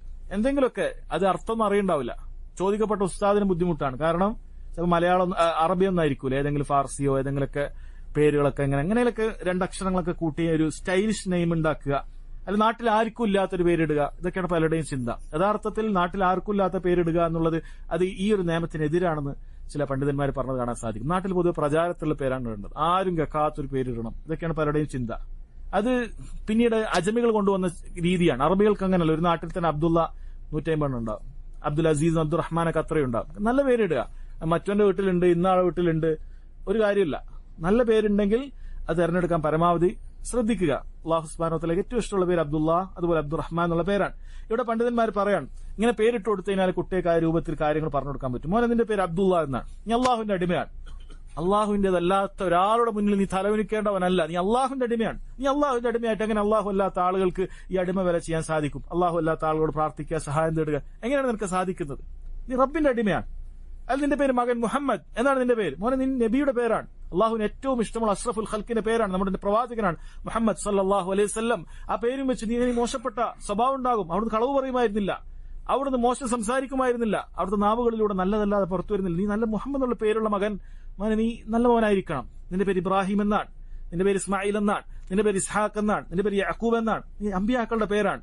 അമ്പിയാക്കളുടെ സ്വഭാവം നിനക്ക് ഉണ്ടാകേണ്ടതുണ്ട്. ഈ കാര്യം അവർക്ക് പറഞ്ഞു കൊടുത്താൽ അതെപ്പോഴും ചിന്തിക്കുന്ന കാര്യമായിരിക്കും. നീ ആലോചിച്ച് നോക്കുക, ചില ആളുകൾ ചില ഫുട്ബോൾ പ്ലെയറുടെ പേരൊക്കെ ഇടുന്നത്. ഒരു മുസ്ലിമായ ഒരു വ്യക്തി അയാളുടെ മകനിട്ട പേര് മെസ്സി എന്നാണ്. എനിക്ക് അറിയുന്ന ഒരാളാണ്, മെസ്സി എന്നാണ് മകൻ. അയാൾക്ക് ഈ പ്ലെയറുള്ള ഒരു കാഫറിന്റെ പേരാണ് ഇട്ട് കൊടുത്തത്. ചിന്തിച്ചു നോക്കിയിട്ട് അയാളുടെ വിവരക്കേട് എത്ര മാത്രമാണ്. ഒരു കാഫറിന്റെ പേര് എങ്ങനെയാണ് അയാൾ അങ്ങനെ മനുഷ്യന്റെ ബുദ്ധിയില്ലാതായിപ്പോ അങ്ങനെയാണ് ചെയ്യുന്നത്? ഇങ്ങനെയുള്ള ആളുകളുടെ പേര്, അല്ലെങ്കിൽ ഒരു അർത്ഥമില്ലാത്ത പേരുകൾ, അല്ലെങ്കിൽ ആ രൂപത്തിൽ ഇവന് ഇഷ്ടപ്പെട്ട സ്പോർട്സ്മാനോ ആർട്ടിസ്റ്റോ ഇങ്ങനെയുള്ള ആളുകളുടെയൊക്കെ പേരുകൾ. കാരണം അതിനോടാണ് അവന് ഭ്രമം. ഇപ്പൊ ഈ കുട്ടി സ്വാഭാവികമായും ഈ പേരുള്ള വ്യക്തി ആലോചിച്ച് നോക്കുക, ഈ കുട്ടി ഇങ്ങനെ ചിന്തിക്കുക, എല്ലാവരും പിന്നെ നല്ല ഫുട്ബോൾ കളിക്കാരനാകും, അതായിരിക്കും അവനുണ്ടാകാൻ പോകുന്നത്. അല്ല, നല്ലൊരു പേരിട്ട് കൊടുത്താൽ അതിനോട് സാദൃശ്യം ഉണ്ടാകാൻ സാധ്യതയുണ്ട്. അതുകൊണ്ട് നല്ല പേരുകൾ എപ്പോഴും തെരഞ്ഞെടുക്കാൻ ശ്രദ്ധിക്കുക എന്നുള്ളതാണ്. അത് കുട്ടികളുടെ നല്ല രീതിയിൽ വളർത്തുന്നതിന് സ്വാധീനിക്കുന്ന ഒരു പോയിന്റ് ആയിട്ട് പണ്ഡിതന്മാർ പറയുന്നുണ്ട്. മോശപ്പെട്ട പേരുകൾ അവരുടെ തർബീയത്തിലും സ്വാധീനിക്കും എന്നുള്ളത് കൊണ്ടാണ്. ഇനി കുനിയത്തിടുന്ന കുനിയത്ത് ശീലമുള്ള സ്ഥലങ്ങളിലാണെങ്കിൽ കുനിയത്തൊക്കെ വിളിക്കാമെന്നാണ്. ചെറിയ കുട്ടികൾക്ക് നബി സല്ലല്ലാഹു അലൈഹി വസല്ലം കുനിയത്തൊക്കെ വിളിച്ചത് കാണാൻ സാധിക്കും. യാ അബ ഉമൈർ, ചെറിയ കുട്ടിയെ വിളിച്ചാണ് അബു ഉമൈർ എന്നുള്ളത്. അപ്പൊ അത് പറയാൻ കാരണം പണ്ഡിതന്മാർ പറയാം, നല്ല ഇങ്ങനെയുള്ള വിളിപ്പേരുകൾ ഇല്ലെങ്കിൽ ആളുകൾ എന്തെന്ന് പറയും, എന്തെങ്കിലും മോശപ്പെട്ട പേര് കിട്ടിക്കും. അങ്ങനെ മോശപ്പെട്ട പേര് ഒരാൾക്ക് കിട്ടിക്കഴിഞ്ഞാൽ പിന്നെ ജീവിതകാല പേര് ഉണ്ട്. അപ്പൊ അത് വരുന്നതിന് മുമ്പ് തന്നെ നല്ല പേരുകൾ, വിളിപ്പേരുകൾ വരുത്തുക എന്നുള്ളത് നല്ല കാര്യമാണ്. അല്ല, ആളുകൾ എന്ത് ചെയ്യും, രണ്ട് അബ്ദുള്ള ഉണ്ടെങ്കിൽ ഇവനെ ചിലപ്പോൾ വേറെ എന്തെങ്കിലുമൊക്കെ വിളിച്ചിട്ട് മോശപ്പെട്ട എന്തെങ്കിലുമൊക്കെ ലക്കബിലൂടെ ആയിരിക്കും ഈ അബ്ദുള്ള അറിയപ്പെടുക. അല്ലെ, അവന് ഇന്ന നീളം കൂടിയതോ നീളം കുറഞ്ഞതോ തടിയെന്നോ അങ്ങനെ എന്തെങ്കിലുമൊക്കെ പേരിട്ടാളെ. അപ്പൊ അതിനൊക്കെ കുനിയത്തിട്ട് കൊടുക്കുക, മനസ്സിലാവണമെങ്കിൽ ഒരേപോലത്തെ പേരുകൾ ഉണ്ടെങ്കിൽ. അപ്പൊ അങ്ങനെയുള്ള നല്ല ലക്കബുകൾ ആളുകൾ മോശം വെക്കുന്നതിന് മുമ്പേ കൊണ്ടുവരിക എന്നത് നല്ലതാണെന്ന് പണ്ഡിതന്മാർ പറയുന്നുണ്ട്. ആറാമത്തെ പോയിന്റ്, റക്കീസത്തു സാദിസ അൽ അദ്ലു ബൈന അൽ അബ്ന. കുട്ടികൾക്കിടയിൽ എന്ത് ചെയ്യണം? നീതിയോടുകൂടി വർത്തിക്കണം എന്നുള്ളതാണ്. കുട്ടികൾ നന്നാവാൻ വളരെയധികം സഹായകമാകുന്ന ഒരു കാര്യമാണത്. ഒരു കുട്ടിയോട് മാത്രം, നമുക്ക് 3 കുട്ടികളുണ്ട്, ഒരു കുട്ടിയോട് നല്ല സ്നേഹം കാണിക്കുന്നു, മറ്റേ 2 കുട്ടികളെ പരിഗണിക്കുന്നു, അല്ലെങ്കിൽ 2 കുട്ടിയോട് നല്ല സ്നേഹം കാണിക്കുന്നു, ഒരു കുട്ടിയോട് തീരെ പരിഗണിക്കുന്നില്ലെങ്കിൽ സ്വാഭാവികമായി നമുക്കറിയാലോ, ചെറിയ കുട്ടികൾ വിചാരിക്കരുത് ചെറിയ കുട്ടി അതൊന്നും ചിന്തിക്കൂല. ചെറിയ കുട്ടി അവനൊരു കാര്യം കിട്ടുന്നില്ല എന്ന് കണ്ടാൽ അവൻ ചിന്തിക്കും. ഈ മാതാപിതാക്കളോട് അവനൊരു ഉള്ളിലൊരു വെറുപ്പും ദേഷ്യമൊക്കെ ഉണ്ടാകും. ഇതിന്റെ ഫലം എന്തായിരിക്കും? നമ്മൾ പറയുന്നത് കേൾക്കൂല, നമ്മളെ ചിന്തിക്കുന്നുണ്ട്. ചിലപ്പോൾ നമ്മൾ പറയുന്നത് കേൾക്കും, നമ്മൾ വെറുപ്പുണ്ടാകും ചെറിയ മനസ്സിൽ. കാരണം എനിക്കും തരുന്നില്ല, മറ്റേ കൊടുക്കുന്നുണ്ട്, അവനെ രൂപത്തിൽ പരിഗണിക്കുന്നുണ്ട്, എന്നെ പരിഗണിക്കുന്നില്ല. ഈ രൂപത്തിലുണ്ടായാൽ സഹോദരങ്ങളെ, അത് മാതാപിതാക്കൾ പറയുന്നത് കേൾക്കാനും അനുസരിക്കാനൊക്കെ ഒരു തടസ്സമായി അത് തീരും. അത് വളരെ ഗൗരവമുള്ള കാര്യമായിട്ട് തന്നെയാണ് മനസ്സിലാക്കേണ്ടത്. മഹാനായ നുഅ്മാൻ ഇബ്നു ബഷീർ റളിയല്ലാഹു അൻഹു, അദ്ദേഹം ഒരുപാട് ഹദീസുകളൊക്കെ റിവായത്തിൽ സഹാബിയാണ്.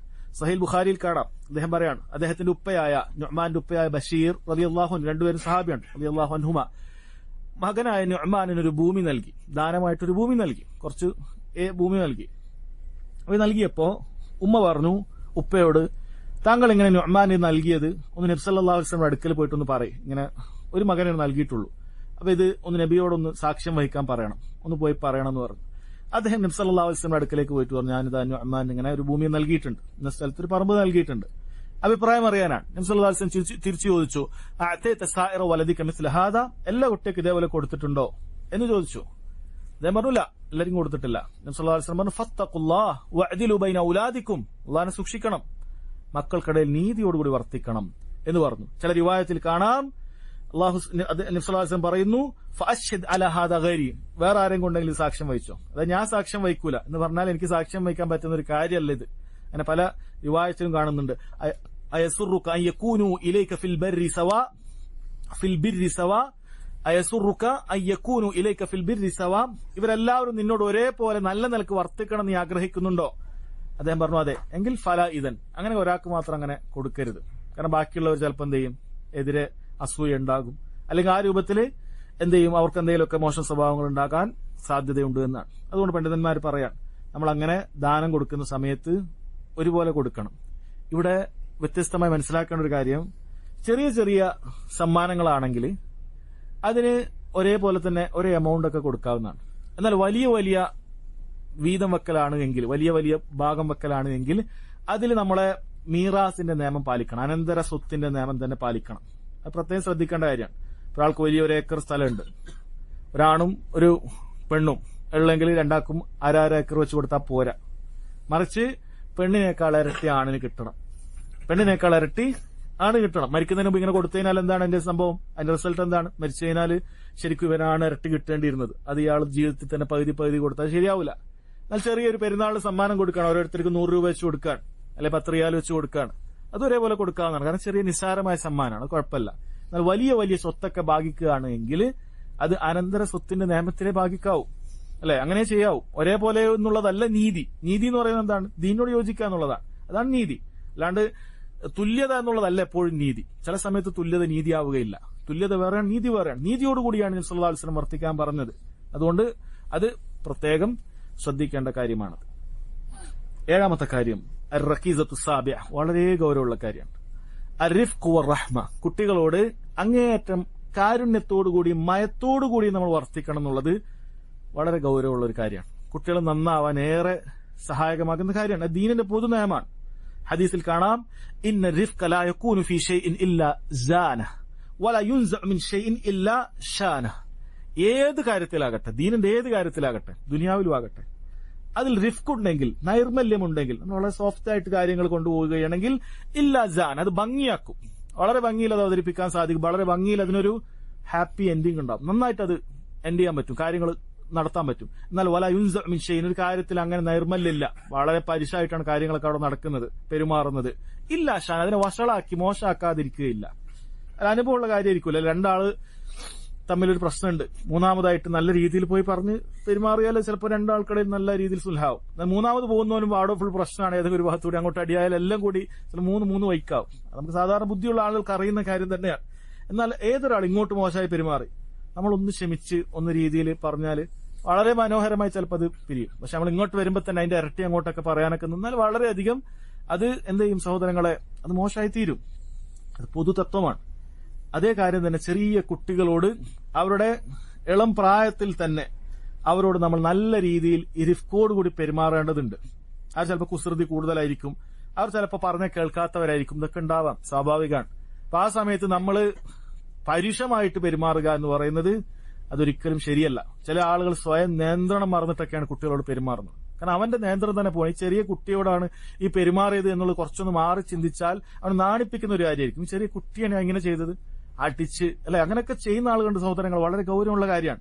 മതിലിന് ചേർത്ത് അടിക്കുക, അങ്ങനെ ആക്കുക, ഇങ്ങനെ ആക്കുക, അല്ലെ, ആ രൂപത്തിൽ വളരെ മോശപ്പെട്ട വലിയ ആൾക്കാരോട് പറയുന്ന പോലെയുള്ള വാക്കുകളൊക്കെ, ചീത്ത വാക്കുകളൊക്കെ കുട്ടികളോട് പറയുക. ഈ രൂപത്തിൽ കുട്ടികളെ നമ്മൾ പരിപാലിച്ചാൽ സഹോദരങ്ങളെ അത് വളരെ ഗൗരവമുള്ള കാര്യമാണ്. കുട്ടികൾ വളരെ മോശമായി. ഇപ്പൊ പ്രത്യേകിച്ചും ഈ കാലഘട്ടത്തിൽ മഹാനായ ഇബ്നു ബാസ് റഹിമഹുള്ളാഹ് പറയാറുണ്ട്, ഇത് റിഫ്കിന്റെ കാലഘട്ടമാണ്. കാരണം ആളുകൾ അങ്ങേയറ്റം ജഹലിലുള്ള ഒരു കാലഘട്ടത്തിലാണ് നമ്മളുള്ളത്. എല്ലാവരോടും പരമാവധി റിഫ്ക് കാണിക്കേണ്ട കാലഘട്ടമാണ്. കാരണം ഗൗരവത്തിൽ ഈ രൂപത്തിലൊക്കെ ആയാൽ നിങ്ങൾ ശരിക്കും ചിന്തിച്ചാൽ നമുക്ക് ചുറ്റുമുണ്ട്, അല്ലാഹു സുബ്ഹാനഹു നമ്മൾ കാക്കുമാറാകട്ടെ, ഈ കുട്ടികളൊക്കെ ഇങ്ങനെ പല രൂപത്തിൽ അലങ്കാരവും പല രൂപത്തിൽ നല്ല സ്വഭാവവും ഒക്കെ കാണിച്ചിട്ട് റാഞ്ചി കൊണ്ടുപോകാനുള്ള ലഹരി മാഫിയകളും മറ്റുമൊക്കെ ചുറ്റും ധാരാളം ഉണ്ട്.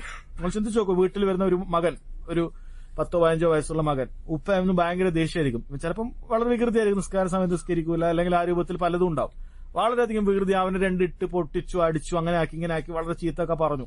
എന്നാൽ പുറത്തെത്തുന്ന സമയത്ത് ഈ കാര്യങ്ങൾ ഇപ്പം വിൽപ്പനക്കാരുടെ ഇത്തരം ലഹരി, അവരെ മാഫിയകളൊക്കെ ഉണ്ടാവും. ഇവർ പ്രൊഡക്റ്റ് വിൽക്കേണ്ട ആൾക്കാരാണ്, അല്ലെ? ഇവർ വളരെ എന്താ മോനെ അങ്ങനെ നല്ല രീതിയിൽ എന്താണ് നമുക്ക് ചായ പിടിച്ചാലോ, അങ്ങനെ ചെറിയ കുട്ടിയാണ്, അവനിത് വേർതിരിച്ച് മനസ്സിലാക്കാനും സാധിക്കില്ല, അല്ലെ, ഉള്ളറിഞ്ഞ് മനസ്സിലാക്കാനാവും. ചിലപ്പോൾ അവന് ചായ പിടിക്കാൻ നല്ലൊരാളാണ്, നല്ലൊക്കെയാണ്, നല്ല ചേട്ടനാണ്, ചായ എടുക്കും, അങ്ങനെ ആക്കും, എന്താണ്, എന്ത് പ്രശ്നമുണ്ടോ, പ്രയാസമുണ്ടോ, എന്തൊരു ബുദ്ധിമുട്ട്, ഇതൊന്ന് നോക്കൂ, നല്ലതാണ്, നമുക്ക് നല്ല ഒരു എനർജിയൊക്കെ കിട്ടും, അല്ലെ, നമുക്ക് ഇത് ടെൻഷനൊക്കെ മാറും. ഈ രൂപത്തിൽ ഇവര് നല്ല രീതിയിൽ പെരുമാറാൻ പുറത്ത്, അല്ല അതിന് പെണ്ണാണെങ്കിൽ ആണാണെങ്കിൽ പെണ്ണ്, ഈ രൂപത്തിൽ പെരുമാറാൻ പുറത്ത്, ഉള്ളിൽ വീട്ടിലെത്തുമ്പോൾ ഇവന് ചിന്തിക്കുമ്പോൾ വാപ്പാനെ കുറിച്ച് ചിന്തിക്കുന്നതന്നെ പേടിയാണ്. കാരണം ചിലപ്പോൾ അവന്റെ അടുത്ത് കുറവുണ്ടാകും. അപ്പൊ വാപ്പ വിചാരിക്കണം മകൻ എപ്പോഴും പെർഫെക്റ്റ് ആയിട്ട് വരും, അങ്ങനെയാണെങ്കിൽ പിന്നെ എന്താണ് നമുക്ക് പരിപാലിക്കാൻ എന്താ ഉള്ളത്, അല്ലെ? അങ്ങനെ അവന് വഹിയൊന്നും കിട്ടില്ല, നമ്മൾ പഠിപ്പിച്ചു കൊടുക്കണം. അപ്പൊ ഈ രൂപത്തിൽ നല്ല രീതിയിൽ നമ്മൾ പെരുമാറിയിട്ടില്ലെങ്കിൽ തെറ്റിപ്പോകാനുള്ള സാധ്യത ഒരുപാടുണ്ട്. എത്രയോ ആളുകൾ അങ്ങനെ ഉപ്പയും ഉമ്മയും അവരെ പരിപാലിക്കുന്നതിൽ കാണിച്ച വീഴ്ച കാരണം മക്കള് നശിച്ചു പോയിട്ടുണ്ട്, അല്ലെ? ഖദറുള്ള അള്ളാഹുവിന്റെ ഖദറാണ്. പക്ഷെ അതൊരു കാരണമായി തീരുന്നുണ്ട്. ഇത് വളരെ ഗൗരവത്തിൽ, പ്രത്യേകിച്ചും ഈ കാലഘട്ടത്തിൽ നമ്മൾ ശ്രദ്ധിക്കേണ്ട കാര്യമാണ്. മക്കളെ നല്ല രീതിയിൽ പറഞ്ഞു കൊടുക്കണം, കാര്യങ്ങളൊക്കെ പറഞ്ഞു കൊടുക്കണം. അങ്ങനെ പറഞ്ഞിട്ടൊരു വിഷമുണ്ടായാൽ, ബുദ്ധിമുട്ടുണ്ടായാൽ ഉപ്പയോടാണ് പറയേണ്ടത്, ഉമ്മയോടാണ് പറയേണ്ടതെന്ന് അവർക്ക് തോന്നണം. അല്ലെ, ഒരു നല്ലൊരു ഇന്റിമേറ്റ് ഫ്രണ്ട് എന്നുള്ള നിലക്ക് എന്നോട് കാര്യങ്ങൾ വന്ന് പറയണം, പുറത്ത് ഇങ്ങനെ ഒരു സംഭവം ഉണ്ടായിട്ടുണ്ട്, ഒരാളിങ്ങനെ വന്നു എന്ന് ഈ ഉപ്പയോട് പറയാൻ തോന്നണമെങ്കിൽ ആ ബന്ധം ഉണ്ടാക്കിയെടുക്കേണ്ടതുണ്ട്. ആ രൂപത്തിൽ ബന്ധം സഹോദരങ്ങൾ ഉണ്ടാക്കിയെടുക്കേണ്ടതുണ്ട്. അങ്ങനെ കാരുണ്യമില്ലാത്ത പെരുമാറ്റങ്ങളാണ് നമ്മുടെ അടുക്കൽ ചെറുതു മുതലേ കാണുന്നത് എങ്കിൽ ഒരിക്കലും കുട്ടികൾ നമ്മളായിട്ട് അടുക്കുകയില്ല. അവർക്ക് എപ്പോഴും ഒരു ഡിസ്റ്റൻസ് കീപ്പ് ചെയ്ത് പേടിച്ചിട്ടായിരിക്കും നിൽക്കുക. അങ്ങനെ ആകാൻ പാടില്ല. വളരെ ഗൗരവത്തിൽ മനസ്സിലാക്കേണ്ടതുണ്ട്. ഒരിക്കൽ നബി സല്ലല്ലാഹു അലൈഹി വസല്ലം അദ്ദേഹത്തിന്റെ പേരമകനായ ഹസൻ ബിൻ അലി റളിയല്ലാഹു അൻഹുവിനെ ചുംബിക്കുകയുണ്ടായി. അപ്പൊ തൊട്ടടുത്ത് അഖ്റ ബിൻ ഹാബിസ് റളിയല്ലാഹു അൻഹു എന്ന് പറയുന്ന ഒരു സ്വഹാബി ഇരിക്കുന്നുണ്ടായിരുന്നു. നബി സല്ലല്ലാഹു അലൈഹി വസല്ലം ചുംബിക്കുന്ന കണ്ടപ്പോൾ അദ്ദേഹം പറഞ്ഞു, ഇന്നലി അശ്റത മിനൽ വലദ്, എനിക്ക് 10 കുട്ടികളുണ്ട്. മാ ഖബ്ബൽതു മിൻഹും അഹദ, ഒരാളെ ഞാൻ ഇതുവരെ ചുംബിച്ചിട്ടില്ല എന്ന് പറഞ്ഞു. നബി സല്ലല്ലാഹു അലൈഹി വസല്ലം അയാളിലേക്ക് ഇങ്ങനെ തിരിഞ്ഞു നോക്കിയിട്ട് പറഞ്ഞു, മൻ ലാ യർഹം ലാ യുർഹം, മനുഷ്യർക്ക് കരുണ കാണിക്കാത്തവൻ അള്ളാഹുവിൽ നിന്നും കരുണ പ്രതീക്ഷിക്കേണ്ടത്, കരുണ ലഭിക്കുകയില്ല എന്ന് പറയാൻ സമാനമായ മറ്റൊരു സംഭവം ആയിഷ റളിയല്ലാഹു അൻഹ ഉദ്ധരിക്കുന്നുണ്ട്. ഒരിക്കൽ ഒരു ഗ്രാമീണൻ അറാബി നബി സല്ലല്ലാഹു അലൈഹി വസല്ലം അടുക്കലേക്ക് വന്നു. എന്നിട്ട് അയാൾ ചോദിച്ചു, തുഖബ്ബിലൂന അസ്ബിയാൻ ഫമാ നുഖബ്ബിലുഹും, നിങ്ങൾ കുട്ടികളൊക്കെ ചുംബിക്കാറുണ്ടോ?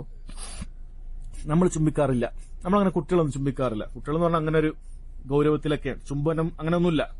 നബി സല്ലല്ലാഹു അലൈഹി വസല്ലം തിരിച്ചു പറഞ്ഞു നോക്കണം, അവ അംലികു ലക അൻ നസഅ അല്ലാഹു മിൻ ഖൽബിക റഹ്മ, അള്ളാഹു നിങ്ങളുടെ ഹൃദയത്തിൽ നിന്നും കാരുണ്യം എടുത്തു കളഞ്ഞ് എനിക്കെന്ത് ചെയ്യാൻ സാധിക്കും? ഒരു മനുഷ്യനൊരു ചെറിയ കുട്ടിയെ ചുംബിക്കാൻ പറ്റുന്നില്ല, ചേർത്ത് നിർത്താൻ പറ്റുന്നില്ല എന്ന് പറഞ്ഞാൽ അത്രയും അവന്റെ കാരുണ്യ ഹൃദയത്തിലില്ല, റഹ്മത്തില്ല എന്നാണ് മനസ്സിലാക്കാൻ സാധിക്കുന്നത്. ചെറിയ കുട്ടിയെ ചേർത്ത് നിർത്താൻ, ചുംബിക്കാൻ സാധിക്കുന്നില്ലെങ്കിൽ അത് അത്രയും കാരുണ്യം മനസ്സിലില്ല എന്നുള്ളതാണ്. സഹോദരങ്ങളെ, ചെറിയ കുട്ടികളോട് കാണിക്കുന്ന വാത്സല്യവും സ്നേഹവും ചില സമയത്ത് അത് സ്വർഗത്തിൽ പ്രവേശിക്കാൻ അത് മതിയാകുന്നതാണ് എന്നറിയിക്കുന്ന ഹദീസുകളുണ്ട്. ഒരിക്കൽ ആയിഷ റളിയല്ലാഹു അൻഹ, നമ്മുടെ ഉമ്മ, അവരുടെ അടുക്കലേക്ക് ഒരു സ്ത്രീ വന്ന കാര്യം അവർ പറയാൻ, ജാഅത്നി മിസ്കീന തഹ്മിലു ഇബ്നതൈനി ലഹ, 2 ചെറിയ പെമ്മക്കളെയും കൂട്ടിയിട്ട് എന്റെ അടുക്കൽ ഒരു ദരിദ്രയായ സ്ത്രീ ഒരിക്കൽ വന്നു. ഫഅത്അംതുഹാ 3 തംറാത്ത്, ഭക്ഷണമില്ലാത്ത ആ സ്ത്രീക്ക് ഞാനിതാ 3 ഈത്തപ്പഴം കൊടുക്കുകയാണ്. അപ്പൊ കൊടുത്ത ആളും നമുക്കറിയാം, നബി സല്ലല്ലാഹു അലൈഹി വസല്ലം വീട്ടിലൊക്കെ വളരെയധികം ദാരിദ്ര്യമുള്ളതാണ്. അതുകൊണ്ടാണ് ആകെയുള്ള 3 ഈത്തപ്പഴേ വീട്ടിലുള്ളൂ. അത് ഈ 3 പേർക്ക് കൊടുത്തു, ഉമ്മയും 2 മക്കളും. ഫഅതത് കുല്ല വാഹിദത്തിൻ മിൻഹാ തംറ, എല്ലാവരും ഓരോ ഈത്തപ്പഴം എടുത്തു. എന്നിട്ട് ആ 2 കുട്ടികൾ അവരുടെ അത് തിന്നു. ഉമ്മ എന്നിട്ട് 3ാമത്തെ തിന്നാൻ നിൽക്കുകയാണ്. വറഫഅത് ഇലാ ഫീഹാ തംറതൻ ലിതഅകുലഹ, 3ാമത്തെ ഈത്തപ്പഴം ഉമ്മ ഇങ്ങനെ തിന്നാൻ വേണ്ടി ഇങ്ങനെ ഉയർത്തി. ഫസ്തതഅമത്ഹാ ഇബ്നതാഹ, 2 മക്കളും ചോദിക്കുകയാണ്, ചെറിയ മക്കളല്ലേ, ഉമ്മ തിന്നോ ഇല്ലയോ എന്ന് ചിന്തിക്കൊന്നുമില്ല, അവർക്ക് വിശക്കുന്ന ഒരു ഈത്തപ്പഴേ കിട്ടിയിട്ടുള്ളൂ. അവർ ചോദിക്കുകയാണ്, ഉമ്മ എന്ത് ചെയ്തെന്നറിയുമോ? ഫശഖ്ഖത്തി തംറ അല്ലതി കാനത് തുരീദു അൻ തഅകുല ബൈനഹുമ, ഈ ഉമ്മ എന്ത് ചെയ്തു എന്ന് പറഞ്ഞാൽ അവർ തിന്നാനിരുന്ന ആ ഈത്തപ്പഴം അത് 2ആയി പാകിയിട്ട് നബി സല്ലല്ലാഹു അലൈഹി 2ആയി പാകിയിട്ട് ഈ 2 പെൺമക്കൾക്ക് നൽകുകയുണ്ടായി. ആയിഷ റളിയല്ലാഹു അൻഹ പറയാണ്, ഫഅജബനി ശഅനുഹ, അവളുടെ കാര്യം എനിക്ക് ഭയങ്കര അത്ഭുതമായി. ആകെ 3 ഉള്ളൂ, 2 കുട്ടികൾക്ക് ഓരോന്ന് കൊടുത്തു, ഇവള് തിന്നിട്ടില്ല. തിന്നിട്ട് പകുതി കൊടുത്തിട്ട് 2 പകുതിയല്ല, തിന്നിട്ടേ ഇല്ല, പകുതി 2ആക്കും വീതിച്ചു കൊടുത്തു. ഫദക്കർതുല്ലദീ സനഅത് ലിറസൂലില്ലാഹി സ്വല്ലല്ലാഹു അലൈഹി വസല്ലം, ഈ സ്ത്രീ ചെയ്ത കാര്യം റസൂലുള്ളാഹിനോട് പറഞ്ഞു. അപ്പോഴേക്കും റസൂലുള്ളാഹി സ്വല്ലല്ലാഹു അലൈഹി വസല്ലം അല്ലാഹുവിന്റെ അടുക്കൽ നിന്ന് ഇത് വലിയൊരു സംഭവമാണ് അവിടെ സംഭവിച്ചത്, വഹയ്യായി ഇറങ്ങിയിട്ടുണ്ട്. നബി സല്ലല്ലാഹു അലൈഹി വസല്ലം പറഞ്ഞു, ഇന്നല്ലാഹ ഖദ് ഔജബ ലഹാ ബിഹാ അൽ ജന്ന, ഈ ഒരു ഈത്തപ്പഴത്തിന്റെ കാര്യത്തിൽ അല്ലാഹു സുബ്ഹാനഹു വ തആല അവൾക്ക് സ്വർഗ്ഗം നിർബന്ധമാക്കി. അവ അതഖഹ ബിഹാ മിനൻ നാർ, അവളെ നരകത്തിൽ നിന്നും മോചിപ്പിക്കുകയും ചെയ്തു എന്ന് നബി സല്ലല്ലാഹു അലൈഹി വസല്ലം പറയാം. നമുക്ക് ഒരു എന്താ കൊടുത്താൽ ഈത്തപ്പഴത്തിന്റെ പകുതി, ഒരു ഹദീസിലില്ലേ, വത്തഖുൻ നാറ വലൗ ബിശിഖി തംറ, ഒരു ഈത്തപ്പഴത്തിന്റെ ചീളുകൊണ്ടെങ്കിലും നീ നരകത്തെ സൂക്ഷിക്കുക എന്ന് നബി സല്ലല്ലാഹു അലൈഹി വസല്ലം പറഞ്ഞ ഹദീസ് പ്രാവർത്തികമാകുന്ന കാണുന്ന ഒരു സംഭവമാണിത്.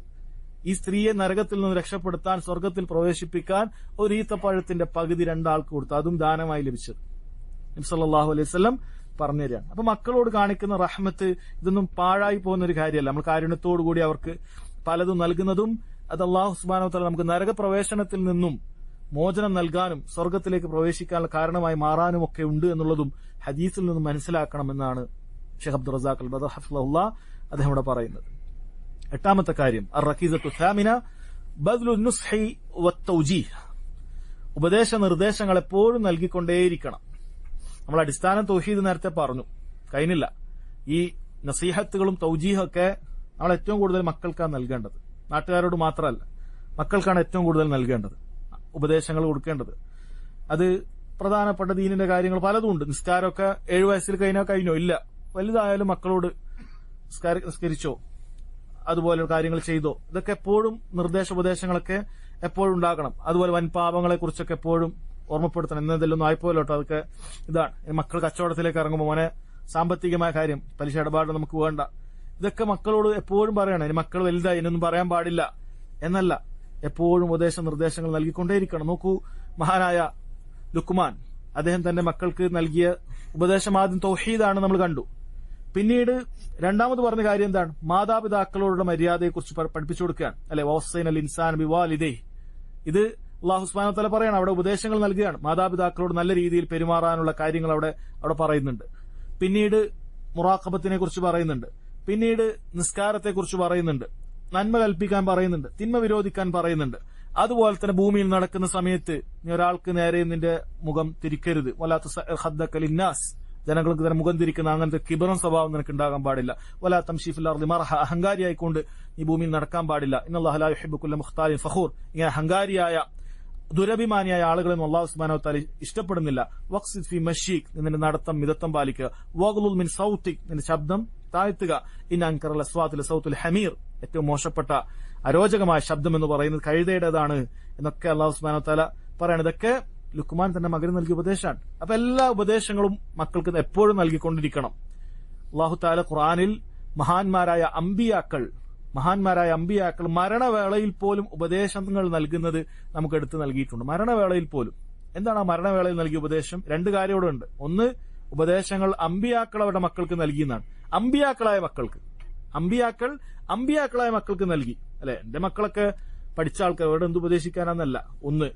രണ്ട്, ആ നൽകിയ ഉപദേശം എന്താണെന്ന് അറിയണം. അല്ലാഹു സുബ്ഹാനഹു വ തആല പറയുന്നു, വവസ്സാ ബിഹാ ഇബ്രാഹീമു ബനീഹി, ഇബ്രാഹിം തന്റെ സന്താനങ്ങളോട് നൽകിയ ഉപദേശം.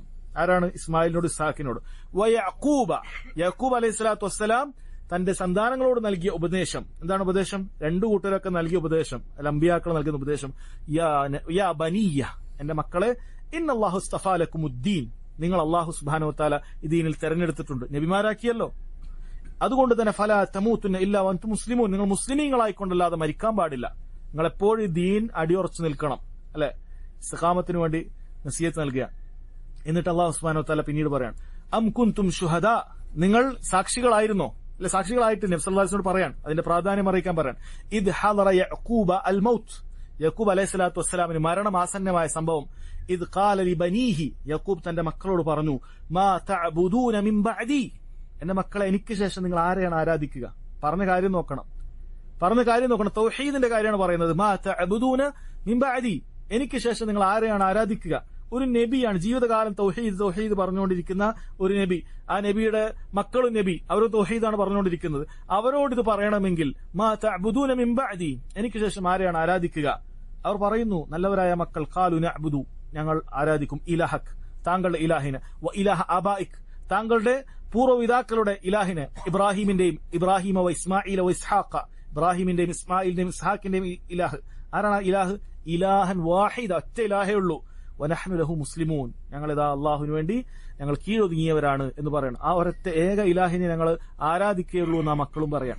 സഹോദരങ്ങളെ, ഒരു അമ്പിയാക്കള് അവരുടെ അവസാന കാലത്ത് പോലും തൗഹീദ് പറയണം. ചില ആളുകൾക്ക് ഇങ്ങനെ തൗഹീദ് റിപ്പീറ്റ് ചെയ്തുകൊണ്ടിരിക്കുമ്പോൾ ഒരു പ്രയാസമാണ്. പഠിച്ചിട്ടൊന്നും ഉണ്ടാവില്ല, എന്നാൽ പോലും അത് ആവർത്തിക്കുന്നതിൽ ഒരു വിരസത തോന്നുകയാണ്. പഠിച്ച ആൾക്ക് പോലും വിരസത തോന്നാൻ പാടില്ല. കാരണം നമുക്ക് ഏറ്റവും, നമ്മുടെ റസുൽ മാൽ, നമ്മുടെ ഏറ്റവും മുതലതാണ്. അത് നഷ്ടപ്പെട്ടിട്ട് പിന്നെ ബാക്കി എന്തുണ്ടാക്കിയിട്ടും കാര്യമില്ല. അതുകൊണ്ട് വളരെ പ്രാധാന്യം അർഹിക്കുന്ന കാര്യമാണ്. അതുപോലെ നോക്കൂ, അല്ലാഹു സുബ്ഹാനഹു വ തആല ഇസ്മായിൽ അലൈഹിസ്സലാത്തു വസ്സലാമയെ പുകഴ്ത്തി പറയാൻ.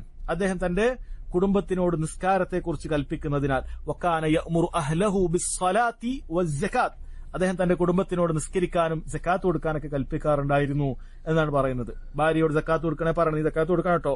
മക്കളോട് നിസ്കരിച്ചിട്ടില്ലേ പറയണം. കുടുംബത്തിനോട് പറയുന്ന അല്ലാഹു സുബ്ഹാനഹു വ തആല പുകഴ്ത്തി പറയാൻ തീർന്നില്ല. നബി സല്ലല്ലാഹു അലൈഹി വസല്ലമയോട് അല്ലാഹു തആല കൽപ്പിക്കാൻ, വഅ്മുർ അഹ്ലക ബിസ്സലാത്തി വസ്തബിർ അലൈഹ, നീ നിന്റെ കുടുംബത്തിനോട് നിസ്കരിക്കാൻ പറയണം. നബി സല്ലല്ലാഹു അലൈഹി വസല്ലമയോട് അല്ലാഹു പറഞ്ഞ വാക്കാണ് വഅ്മുർ അഹ്ലക ബിസ്സലാത്ത്, കുടുംബത്തിനോട് നിസ്കരിക്കാൻ പറയണം. വസ്തബിർ അലൈഹ, അതിൽ നിങ്ങൾ പരിശ്രമിച്ച് ക്ഷമയോടുകൂടി നിങ്ങൾ എന്ത് ചെയ്യണം? അതിൽ തുടരണം, പറയണം കുടുംബത്തിനോട്. അപ്പൊ എത്ര വലുതായാലും നമ്മൾ ഇടയ്ക്ക് ചോദിക്കണം ഭാര്യയോട്, ചിലപ്പോൾ മറന്നുപോയിട്ടുണ്ടാകാം.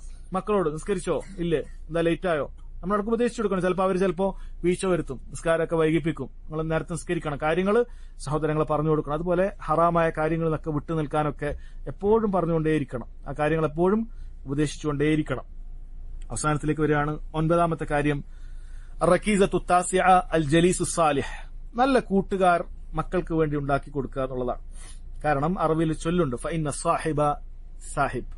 തീർച്ചയായും സാഹിബ് കൂട്ടുകാരൻ അർത്ഥമുള്ള സാദ്, കൂട്ടുകാരൻ സാഹിബ് സീൻ വലിക്കുന്നവനാണ്. ഏതിലേക്കാണോ അവനുള്ളത് അതിലേക്ക് വലിച്ചു. കൂട്ടുകാരോട് കൂടിയിട്ടാണ് പലരും എന്താവാറുള്ളത്, ചീത്തയാവാറുള്ളത്. ഇത് ആർക്കും അറിയാത്ത ഒരു കാര്യമല്ല, അല്ലെ? എല്ലാവർക്കും അറിയുന്ന കാര്യമാണ്. ഒരു കള്ളുടിക്കുന്നവന്റെ കൂടെ കൂടിയാൽ മിക്കവാറും കള്ളുടിയനായി തീരും, യാതൊരു സംശയമില്ല.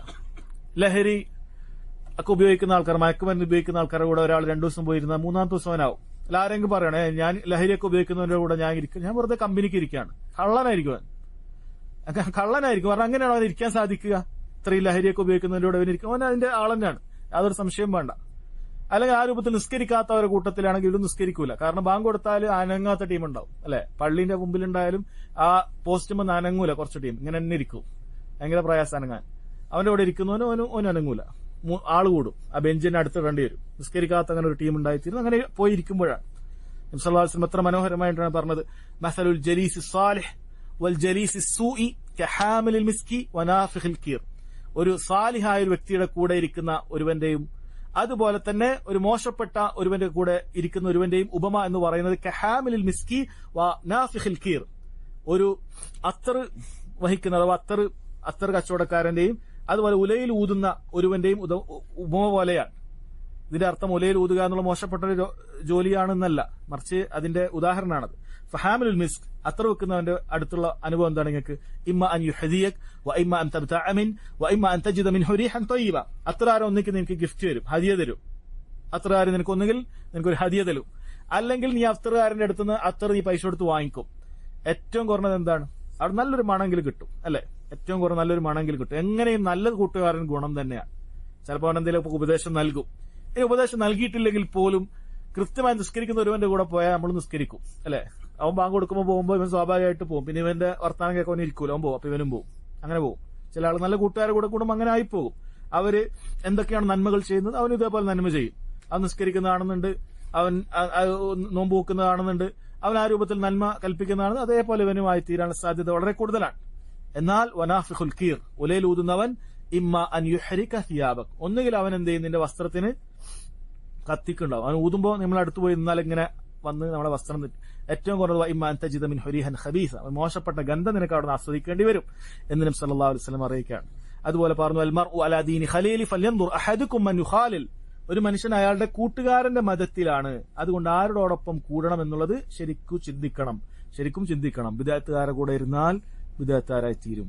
മോശപ്പെട്ട ഹറാമായ പല സ്വഭാവങ്ങളുള്ള ആളുകൾ കൂടെ ഇരുന്നാൽ അവരുടെ കൂടെ ആയിത്തീരും എന്ന് വളരെ ഗൗരവത്തിൽ പറയാൻ. ഇവിടെ ഷെയ്ഖ് അബ്ദുർ റസാഖ് അൽ ബദർ ഹഫിളഹുല്ലാ അദ്ദേഹം പറയാണ്, വഖദ് ഇസ്തജ്ദ നൗഉം മിനൽ അസ്ഹാബി വൽ ജുലസാഇ ഫീ ഹാദാ الزമൻ ലം യകുൻ ലഹു വുജൂദുൻ ഫീ സമനിൻ സാബിഖ്. കഴിഞ്ഞ കാലത്തൊന്നും ഇല്ലാത്ത ഒരു മോശം കൂട്ടുകാർ, പുതിയൊരു ഇനം ഇപ്പൊ ഇറങ്ങിയിട്ടുണ്ട്. ഏതാണ് ആ പുതിയ ഇനം? അദ്ദേഹം ഉദ്ദേശിക്കുന്നത് ഇങ്ങനെയുള്ള മൊബൈലുകളും മറ്റുമൊക്കെയാണ്. അതൊരു കൂട്ടുകാരനെ പോലെ തന്നെയാണ്. കാരണം ചില ആളുകൾ ചിലപ്പോൾ അവർക്ക് പുറത്തൊരു കമ്പനി ഉണ്ടാവില്ല, അപ്പൊ നമ്മൾ വിചാരിക്കും വീട്ടിൽ നല്ല അടങ്ങിയിരിക്കുന്ന ഒരുത്തനാണ് എന്ന് വിചാരിക്കും, ആണാകട്ടെ പെണ്ണാകട്ടെ. പക്ഷെ ഇവന്റെ കയ്യിൽ ഈ ഉള്ള മൊബൈലിലുള്ള എല്ലാ കൂട്ടുകാരും ഇതിലുണ്ട്. ഇത് പുതിയൊരു കൂട്ടുകാരനാണ്. ഈ ഫോണൊന്നും ഒറ്റൊരു ഫോണ് മതി, അല്ലെ? അവൻ ഇതിലൂടെ എല്ലാ ആളുകളായിട്ട് ഇവൻ ഇതിലൂടെ ബന്ധപ്പെടുന്നുണ്ടാവും. മാതാപിതാക്കൾ അങ്ങനെ എന്ത് ചെയ്യരുത്, ആശ്വസിക്കരുത്. ചില ആൾ വിചാരിക്കും എന്റെ പോലെ എവിടെ പോകുന്നില്ലല്ലോ, ഫുൾ ടൈം ഇവിടെ ഉണ്ട്. എന്തുകൊണ്ടാണ് ഇവിടെ ഉണ്ടാകുന്നത്? കാരണം ഇതിലൂടെ അവന് കിട്ടേണ്ടതൊക്കെ കിട്ടുന്നുണ്ട്. ഇവന് വേണ്ട ബന്ധപ്പെടുന്ന ആളുകളൊക്കെ ഇവന് ബന്ധപ്പെടുന്നുണ്ട്. ഇവൻ എന്തെല്ലാം രൂപത്തിലുള്ള ഹറാമുകൾ അതിലൂടെ ലഭിക്കുന്നുണ്ട്. അതുകൊണ്ട് അത് ശ്രദ്ധിക്കണം. അപ്പൊ മക്കളെ മോശം കൂട്ടുകെട്ടിൽ പറഞ്ഞേക്കാൻ പാടില്ല എന്നതുപോലെ തന്നെ ശ്രദ്ധിക്കേണ്ട കാര്യമാണ് ഇത്തരം കാര്യങ്ങൾ. സ്മാർട്ട് ഫോണുകൾ അത് ഉപയോഗിക്കുന്ന സമയത്ത് അത് ഉപയോഗിക്കാനുള്ള പ്രായമാകുന്നതിന് മുമ്പ് അമിതമായി നൽകരുത്. അവർക്ക് ആവശ്യമുണ്ടാകുന്ന വല്ല കാര്യത്തിനും കൊടുക്കുക എന്നുള്ളതല്ലാതെ അങ്ങനെ പൂർണ്ണമായി അവരുടെ കൈകളിലേക്ക് ഏൽപ്പിച്ചാൽ അത് വളരെ അപകടം പിടിച്ച കാര്യമാണ്. രണ്ട് നിലക്കും അപകടമാണ്. ശുഭത്തുകളും ഉണ്ടാകും, അതിൽ ശഹ്വത്തുകളും ഉണ്ടാകും. ദീനിൽ നിന്ന് തന്നെ തെറ്റിച്ചു കളയുന്ന എത്ര ചാനലുകളാണുള്ളതല്ലേ? അത് ഇന്നത്തെ അപകടം എന്ന് പറഞ്ഞാൽ ഇപ്പുറത്ത് തൗഹീദിന്റെ പ്രസംഗമാണെങ്കിൽ അതിന് നേരെ താഴെ അടുത്ത വീഡിയോ എന്ന് പറഞ്ഞിരുന്ന് ശിർക്കിന്റേതായിരിക്കും. ഇപ്പുറത്ത് ദീനിലേക്ക് ക്ഷണിക്കുന്നതാണെങ്കിൽ ഇപ്പുറത്ത് ദീനിൽ നിന്ന് പുറത്തു കൊണ്ടുപോകുന്നവരായിരിക്കും. അത് രണ്ടും തമ്മിൽ വലിയ വ്യത്യാസമൊന്നുമില്ല, സഞ്ചരിക്കേണ്ട ദൂരമൊന്നുമില്ല. ഒരു ക്ലിക്കിന്റെ അപ്പുറത്തും ഇപ്പുറത്തുമാണ് ഈ ദീനും സ്വർഗവും നരകമൊക്കെ തീരുമാനിക്കപ്പെടുന്നത്. അങ്ങനെയാണ് ഉണ്ടാവുക. അത് ദീനിന് തെറ്റിപ്പോകുന്ന കാര്യങ്ങളാണ്. അത് ഹറാമുകളും അങ്ങനെ തന്നെയാണ്, അപകടമാണ്. നല്ലത് കാര്യങ്ങൾ അതിന് അടുത്തത് മോശമായിരിക്കും. അപ്പൊ അത് ഉപയോഗിക്കുന്നവന്റെ എങ്ങനെയാണ് അവൻ ഉപയോഗിക്കുന്നത് അതുപോലെ തിരിക്കും. അപ്പൊ ചെറിയ കുട്ടികളെ സംബന്ധിച്ചിടത്തോളം അവർ കൂടുതൽ തെറ്റിലേക്ക് പോകാൻ സാധ്യത. വലിയ ആൾക്കാരും ശ്രദ്ധിക്കേണ്ട കാര്യം തന്നെയാണ്, യാതൊരു സംശയമില്ല. പക്ഷേ കുട്ടികളെ നമ്മളത് ഒരു മോശം കൂട്ടുകാരനെയും നല്ല കൂട്ടുകാരനെയും ഏൽപ്പിക്കുന്നത് പോലെ, അതിൽ എത്രമാത്രം ശ്രദ്ധ നൽകുന്നത് പോലെ ഈ മൊബൈൽ കൊടുക്കുമ്പോഴും സഹോദരങ്ങളെ അത് ശ്രദ്ധിക്കേണ്ട കാര്യമാണ്. അറക്കീസത്തുൽ ആഷിറ, അവസാനത്തെ 10ാമത്തെ കാര്യം അൽ ഖുദ്വത്തുൽ ഹസന, നല്ലൊരു റോൾ മോഡലായി നമ്മൾ മാറണം എന്നുള്ളതാണ്. ഈ പറഞ്ഞ കുറെ പോയിന്റുകളുണ്ട്, അങ്ങനെയൊക്കെ ഇങ്ങനെ പറയണം, ഉപദേശിക്കണം. എന്തുണ്ടായാലും ശരി, നമ്മൾക്കിതിനെ ഒരു ഖുദ്വത്തുൽ ഹസന, ഈ പറയുന്ന നന്മ കൽപ്പിച്ചതും തിന്മ വിരോധിച്ചതൊക്കെ നമ്മളിൽ ഇല്ലെങ്കിൽ സഹോദരങ്ങളെ, അത് ആളുകൾ സ്വീകരിക്കാനുള്ള സാധ്യത വളരെ കുറവാണ്. കാരണം മനുഷ്യനെ സംബന്ധിച്ചിടത്തോളം ഒരു കാര്യം ചെയ്യാത്ത ഒരാൾ അവനോട് ആ കാര്യം ചെയ്യാൻ വേണ്ടി ഉപദേശിച്ച് അത് ചെയ്യാൻ ഒരിക്കലും തോന്നൂല, അല്ലെ? നിസ്കരിക്കാത്ത ഒരാൾ വന്നിട്ട് നമ്മളോട് നിസ്കരിക്കണം എന്ന് പറഞ്ഞാൽ നിസ്കരിക്കാത്ത വേറൊരാളോട് പോയി നിസ്കരിക്കണം എന്ന് പറഞ്ഞാൽ കേൾക്കുമോ? കാരണം മനസ്സിലാക്കും, ഈ പറയുന്ന കാര്യം വല്ല ഗൌരവമുള്ള കാര്യമാണെങ്കിൽ നിങ്ങൾ ആദ്യം ചെയ്യും. ഒരു വാപ്പ ലഹരി ഉപയോഗിക്കുന്നവനാണ്, എന്നിട്ട് മക്കളോട് പോയിട്ട് നീ ലഹരി ഉപയോഗിക്കരുത് എന്ന് പറയുമ്പോൾ അവന് കേൾക്കുമോ? കാരണം ഇത് വലിയൊരു ഗൌരവമുള്ള കാര്യമാണ് എങ്കിൽ, ഇത് അള്ളാന്റെ അടുക്കൽ വലിയ ഗൌരവമുള്ള ഒരു കാര്യമാണെങ്കിൽ ഇയാൾ ആദ്യം ഉപേക്ഷിക്കും. ഇയാളത് ഉപേക്ഷിക്കുന്നില്ലെങ്കിൽ അത്ര വലിയ ഗൌരവമൊന്നും ഉണ്ടാവില്ല, സ്വീകരിക്കാൻ തയ്യാറില്ല, സ്വീകരിക്കാൻ സാധ്യതയില്ല. അല്ലെ, മക്കൾ ചിലപ്പോൾ ലഹരി ഉപയോഗിക്കരുത്, കഞ്ചാവ് ഉപയോഗിക്കരുത്, ഉപയോഗിക്കരുത് എന്നൊക്കെ പറയുന്നു. വാപ്പ ചിലപ്പോൾ നല്ല സിഗരറ്റ് വലിക്കുന്ന ആളായിരിക്കും.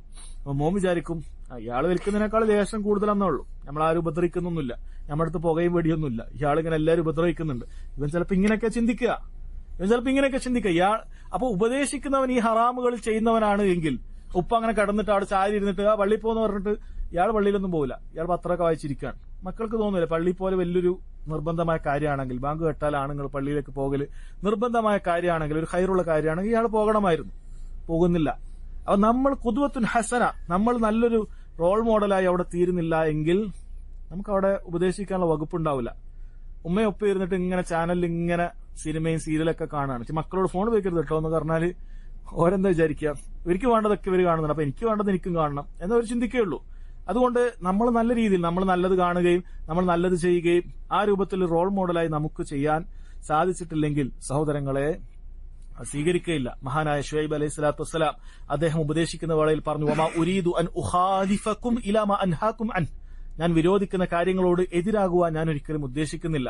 ഞാൻ എന്താണോ വിരോധിക്കുന്നത് അതിനോട് എതിരാവുക എന്നുള്ളത് ഒരിക്കലും എനിക്ക് പാടില്ലാത്ത കാര്യമാണ്. അല്ലാഹു സുബ്ഹാനഹു വ തആല പറഞ്ഞല്ലോ, യാ അയ്യുഹല്ലദീന ആമനൂ ലിമ തഖൂലൂന മാ ലാ തഫഅലൂൻ, മുഅ്മിനീങ്ങളെ എന്തിനാണ് നിങ്ങൾ ചെയ്യാത്ത കാര്യങ്ങൾ നിങ്ങൾ പറയുന്നത്? കബറ മഖ്തൻ ഇൻദല്ലാഹ് അൻ തഖൂലു മാ ലാ തഫഅലൂൻ, നിങ്ങൾ ചെയ്യാത്ത കാര്യങ്ങൾ ചെയ്യാത്ത കാര്യങ്ങൾ നിങ്ങൾ പറയുക എന്നുള്ള അല്ലാഹുക്ക്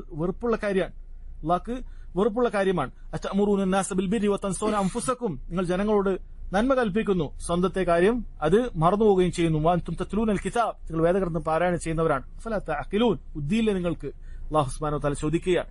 അതുകൊണ്ട് സഹോദരങ്ങളെ, നമ്മൾ നല്ലൊരു റോൾ മോഡലായി തീരുക എന്നുള്ളത് അത് വളരെ വലിയ കാര്യമാണ്. അങ്ങനെ നല്ലൊരു റോൾ മോഡലായി തീർന്നിട്ടുണ്ട് എങ്കിൽ പലപ്പോഴും ചിലപ്പോൾ ഈ പറഞ്ഞ പോയിന്റുകളിൽ പലതും നമുക്ക് വേണ്ടി വരിക പോലുമില്ല. ഉപദേശങ്ങൾ നൽകുക, നിർദ്ദേശങ്ങൾ നൽകുക, അതൊക്കെ ചിലപ്പോൾ കണ്ടു തന്നെ പഠിക്കും, അത്രയും ഉണ്ടാകുന്നതായിരിക്കും. അതൊക്കെ ചിലപ്പോൾ നമുക്ക് വളരെ കുറവ് മാത്രം മതിയായിരിക്കും. ഒരു പ്രാവശ്യം ചിലപ്പോൾ നിസ്കരിക്കാൻ പറഞ്ഞാൽ ബാക്കിയൊക്കെ പോയി അവൻ കണ്ടുവന്നോളും. വാപ്പ എപ്പോഴും ബാങ്ക് കൊടുക്കും, നിസ്കരിക്കാൻ പോകുന്നതാണ്, ഇവരും അങ്ങനെ ആയിത്തീരും. വാപ്പ അങ്ങനെ ചെയ്യാറില്ല, വാപ്പ ഇങ്ങനെ ചെയ്യാറില്ല, വാപ്പ ഈ രൂപത്തിലാണ് ആളുകളോട് പെരുമാറുക. ഇതുവരെ വാപ്പ അങ്ങനെ ഒരാളെ അടിക്കുന്ന കണ്ടിട്ടില്ല, ഒരാളെ മോശം പറയുന്ന കണ്ടിട്ടില്ല, ഉമ്മയോട് ദേഷ്യം പിടിക്കുന്ന കണ്ടിട്ടില്ല, ഉമ്മയെ ആ രൂപത്തിൽ മോശം പെരുമാറുന്ന കണ്ടിട്ടില്ല. ഇവനും അങ്ങനെ ആയിത്തീരും. എന്നാൽ അതല്ലെങ്കിൽ സഹോദരങ്ങളെ, വലിയ നിലക്കത് എന്ത് ചെയ്യും? മക്കളിൽ സ്വാധീനം ഉണ്ടാക്കും. അപ്പൊ നല്ലൊരു റോൾ മോഡലായി തീരുക എന്നുള്ളതാണ് ഏറ്റവും പ്രാധാന്യം അർഹിക്കുന്ന കാര്യം. അവസാനമായി അദ്ദേഹം പറയുന്നത്, ഈ പറയുന്ന കാര്യങ്ങളെല്ലാം തന്നെ ഒരു മനുഷ്യനെ സംബന്ധിച്ചിടത്തോളം ഏറ്റവും ഉപകരിക്കുക ആഖിറത്തിലാണെങ്കിലും ഇതെല്ലാം ദുനിയാവിലും അവൻ ഉപകരിക്കുന്ന കാര്യം തന്നെയാണ്. ദുനിയാവിലും ഈ ഉപകാരം ഉണ്ടാവും. നല്ല മക്കളായാൽ അവനെ സംബന്ധിച്ചിടത്തോളം ഇതിനേക്കാളും ഹൈറായ ഒരു സന്തോഷമായ ഒരു ജീവിതം വേറെ ഉണ്ടാവുകയില്ല. നല്ല മക്കളാണെങ്കിൽ സഹോദരങ്ങളെ, ദുനിയാവിൽ തന്നെ അവനെ കൊണ്ട് ഒരുപാട് ഉപകാരങ്ങളുണ്ടാവും. അവനെ കാണുന്നത് തന്നെ കൺകുളിർമയൊക്കെ കാഴ്ചയായിരിക്കും. അല്ലെ, മകൻ നിസ്കരിക്കുന്നത്, മകൻ നല്ലവനായി മാറുന്നത്, ഇതൊരു ഉപ്പയെ സംബന്ധിച്ചിടത്തോളം, ഒരു ഉമ്മയെ സംബന്ധിച്ചിടത്തോളം കൺകുളിർമയേകുന്ന ഒരു കാഴ്ച തന്നെയാണ്. ദുനിയാവിൽ ബാക്കിയെല്ലാം ഉണ്ട്. നല്ല മക്കൾ നല്ല നിലയിലെത്തിയിട്ടുണ്ട്, ബിസിനസ്സിലൊക്കെ വളരെ എത്തിയിട്ടുണ്ട്. വലിയ ചിലപ്പോൾ കാനഡയിലായിരിക്കും, ചിലപ്പോൾ UK-യിലായിരിക്കും, ചിലപ്പോൾ അമേരിക്കയിലായിരിക്കും. അങ്ങനെ വലിയ വലിയ സ്ഥലത്തൊക്കെ പോയി അവിടെ വലിയ ബിസിനസ് ഒക്കെ ചെയ്ത്, പക്ഷെ നിസ്കരിക്കാത്ത മോനാണ്, നോമ്പ് വെക്കാത്ത മോനാണ്, സക്കാത്ത് കൊടുക്കാത്ത മകനാണ്. നമുക്കൊരു സന്തോഷമുണ്ട്. ദീൻ പാലിക്കുന്ന ആൾക്ക് സന്തോഷം ഉണ്ടാവില്ല. അല്ലാത്ത ആൾക്കാർ ചിലപ്പോൾ വലിയ ഫഹറൊക്കെ പറയുന്നുണ്ടാവും, എന്റെ മക്കൾ അവിടെയാണ് ഇവിടെയാണ്. ഒരു ദീനില്ലെങ്കിൽ ദീന് പാലിക്കുന്ന ഒരു ഉപ്പയെ സംബന്ധിച്ചിടത്തോളം ഒരു സന്തോഷം അവനൊക്കെ ഉണ്ടാവില്ല. അല്ലെ, ആ രൂപത്തിലേത് നിലക്കായാലും സഹോദരങ്ങളെ ആ കാര്യം അങ്ങനെ തന്നെയാണ്. ഇനി നോക്കൂ, സാലിഹ്യങ്ങളായ മക്കളെ കൊണ്ട് കിട്ടുന്ന ഉപകാരം എന്താണ്? ഇദാ മാത ഇബ്നു ആദം, മനുഷ്യൻ മരിച്ചാൽ ഇൻഖത അമലുഹു ഇല്ലാ മിൻ സലാസ, അവന്റെ അമലുകളൊക്കെ മുറിഞ്ഞു പോകും. എന്നാൽ 3 കാര്യങ്ങളുണ്ട്. ഒന്ന് സ്വദഖത്തിൻ ജാരിയ. ആരെങ്കിലും ഈ മയ്യത്തിന് വേണ്ടി സ്വദഖ ചെയ്താൽ അതൊക്കെ ഫലിക്കുന്നതാണ്. മയ്യത്തിന് വേണ്ടി സ്വദഖ ചെയ്തു, മയ്യത്തിന് വേണ്ടി ഒരാള് ഭക്ഷണം വിതരണം ചെയ്തു, ഇതൊക്കെ സ്വദഖയുടെ ഇനങ്ങളിൽ പെടുന്ന ഒരുപാട് സ്വദഖകളുണ്ട്. അതൊക്കെ മയ്യത്തിന് ഉപകാരമായിട്ട് കിട്ടും. 2 വഇൽമിൻ യുൻതഫഉ ബിഹി. മയ്യത്ത് നല്ലോണം ഇൽമു പഠിച്ച ഒരാളാണ്. ഇൽമു പഠിക്കുന്നതിന്റെ പ്രാധാന്യം അതാണ്. ഇൽമു പഠിച്ച ആളാണ്. അത് ഉപകരിക്കുന്ന രൂപത്തിൽ പ്രസംഗിച്ചിട്ടുണ്ട്, ഉപകരിക്കുന്ന രൂപത്തിൽ എഴുതിയിട്ടുണ്ട്, ഉപകരിക്കുന്ന രൂപത്തിൽ നന്മകൾ പ്രചരിപ്പിച്ചിട്ടുണ്ട് എങ്കിൽ അതിന്റെ എല്ലാം ഉപകാരം ഇയാൾക്ക് ഖബറിലേക്ക് കിട്ടും. 3 വവലദിൻ സാലിഹിൻ യദ്ഉ ലഹു. സാലിഹായ തനിക്ക് വേണ്ടി ദുആ ചെയ്യുന്ന ഒരു മകനുണ്ടെങ്കിൽ, അല്ലെ, മരിച്ചതിന് ശേഷം ആദ്യം ആരംഭിക്കുന്നത് മയ്യത്ത് നിസ്കാരമാണ്. ആ മയ്യത്ത് നിസ്കാരം പോലും അറിയാത്ത എത്ര മക്കളുണ്ട്. മയ്യത്ത് നിസ്കാരം അറിയില്ല, അതൊരാൾ കാണിച്ചെന്നാൽ മാത്രം അറിയാം. ഇനി അറിഞ്ഞാൽ തന്നെ അതിന്റെ രൂപം അല്ലാണ്ട് ഒരു ദുആ പോലും അതിലറിയില്ല. ഇങ്ങനെയുള്ള മക്കളുണ്ട്. അപ്പൊ അത് മക്കൾ ഒന്നാമത്തെ മയ്യത്തിന് ഏറ്റവും ഉപകാരം കിട്ടുന്നത് സഹോദരങ്ങളെ അത് ദുആയാണ്. അത് ഈ മയ്യത്ത് നിസ്കാരത്തിൽ ദുആയാണ് ഏറ്റവും മയ്യത്തിന് ഉപകാരം കിട്ടുന്നത് ഒന്നാമത്തെ കാര്യം. ബാക്കി എല്ലാത്തിനേക്കാളും മയ്യത്തിന് ഏറ്റവും ആദ്യം ലഭിക്കുന്നത് മയ്യത്തിന് വേണ്ടി ദുആ ചെയ്യുന്നതാണ്. അതാണ് മനസ്സിലാക്കേണ്ടത്. മയ്യത്തിന് വേണ്ടി ദുആ ചെയ്യുന്നതാണ് ബാക്കിയൊക്കെ സ്വതക്ക ചെയ്യുന്നതിനേക്കാൾ. നിങ്ങൾ കേട്ടിട്ടുണ്ടാകും ശൈഖ് ഇബ്നു ഉസൈമീൻ റഹിമഹുല്ലാഹ് പറയുന്നത്, നിങ്ങൾ വാപ്പാക്ക് വേണ്ടി 10 ഒട്ടകങ്ങൾ അറുക്കുന്നതിനേക്കാളും വലിയ ശ്രേഷ്ഠതയാണ് നിങ്ങളുടെ നിസ്കാരത്തിൽ സുജൂദിൽ നിങ്ങൾ വാപ്പാക്ക് വേണ്ടി ഉമ്മാക്ക് വേണ്ടി പ്രാർത്ഥിക്കുക എന്ന് പറയുന്നത്. അപ്പൊ അത്രയും വലിയ ഉപകാരം കിട്ടുന്ന ദുആയാണ്. പല ഹദീസുകളിൽ വലദുൻ സാലിഹിൻ യദ്ഉ ലഹു, സാലിഹായ ദുആ ചെയ്യുന്ന മക്കളെ വിട്ടേച്ചു പോകുക എന്ന കാര്യം എടുത്തു പറഞ്ഞിട്ടുണ്ട്. അപ്പൊ അങ്ങനെയുള്ള മക്കളെ ഉണ്ടാക്കിയാലേ അവർ ദുആ ചെയ്യുള്ളൂ. ഈ ദീനൊന്നും പഠിപ്പിച്ചില്ലെങ്കിൽ യഥാർത്ഥത്തിൽ അവർക്ക് വലിയ നഷ്ടമാണ്. ഇങ്ങനെ നല്ല സാലിഹായ മക്കളുണ്ടെങ്കിൽ എന്നതിന്റെ ഗുണം ഇവർ ദുആ ചെയ്യും, ഇവർക്ക് ശേഷം ഇവരുടെ അടുത്ത തലമുറ ദുആ ചെയ്യും, ഇവർക്ക് ശേഷം ഇവരുടെ അടുത്ത തലമുറ ദുആ ചെയ്യും. ഇവരൊക്കെ സാലിഹീങ്ങളായി മാറിയിട്ടുണ്ടെങ്കിൽ, നമ്മൾ ഭാഗ്യ വിത്താണെങ്കിൽ അതിന്റെ ഉപകാരം മേൽപോട്ടേക്ക് കിട്ടും. മേൽപോട്ടേക്ക് ഇങ്ങനെ കിട്ടിക്കൊണ്ടിരിക്കും. പക്ഷെ നമ്മളാണ് നശിപ്പിച്ചതെങ്കിൽ ആലോചിച്ച് നോക്കിയാട്ടെ, നമ്മൾ നശിപ്പിച്ച ഒരു തലമുറയാണ്. നമ്മൾ മക്കളെ ദീനായിട്ട് വളർത്തിയിട്ടില്ലെങ്കിൽ അതിന്റെ താഴേക്ക് പോകുന്ന ബ്രാഞ്ചുകളെല്ലാം മോശപ്പെട്ടവരായിരിക്കും. ഇതിന്റെയൊക്കെ ഈ ഉപദ്രവം ഇയാൾ ഏൽക്കേണ്ട അവസ്ഥയായിരിക്കും. അപ്പൊ വളരെ ഗൗരവമുള്ള കാര്യമാണ് മക്കളുടെ പരിപാലനം എന്നുള്ളത് നമ്മൾ മനസ്സിലാക്കുക. ഇത്രയും കാര്യങ്ങളാണ് സഹോദരങ്ങളെ ഇതിൽ ഉള്ളത്. അല്ലാഹു സുബ്ഹാനഹു വ തആല കാര്യങ്ങളൊക്കെ കേട്ടത് ജീവിതത്തിൽ പകർത്താൻ നമുക്ക് ഓരോരുത്തർക്കും തൗഫീഖ് ചെയ്യുമാറാകട്ടെ. അല്ലാഹു സുബ്ഹാനഹു വ തആല നമുക്കൊക്കെ വന്നുപോയിട്ടുള്ള ചെറുതും വലുതുമായ തെറ്റുകൾ ഉണ്ടാകും. അല്ലാഹു തആല വിട്ടുപുറത്തു മാപ്പാക്കി നൽകുമാറാകട്ടെ. അല്ലാഹുമ്മ ഗ്ഫിർ ലനാ ദുനൂബനാ കുല്ലഹ ദിഖഹ വജില്ലഹ സിറഹ വഅലാനിയതഹ സഗീറഹ വകബീറഹ യാ അർഹമർ റഹീമീൻ. اللهم آت نفوسنا تقواها وزكها أنت خير من زكاها أنت وليها ومولاها. اللهم إنا نسألك الهدى والتقى والعفاف والغنى. اللهم إنا نسألك الهدى والتقى والعفاف والغنى. اللهم إنا نسألك الهدى والتقى والعفاف والغنى. اللهم علمنا ما ينفعنا وانفعنا بما علمتنا وزدنا علما. ربنا ظلمنا أنفسنا وإن لم تغفر لنا وترحمنا لنكونن من الخاسرين. ربنا آتنا في الدنيا حسنة وفي الآخرة حسنة وقنا عذاب النار. والله تعالى أعلم، وصلى الله على نبينا محمد وعلى آله وصحبه وسلم. سبحانك اللهم وبحمدك أشهد أن لا إله إلا أنت أستغفرك وأتوب إليك.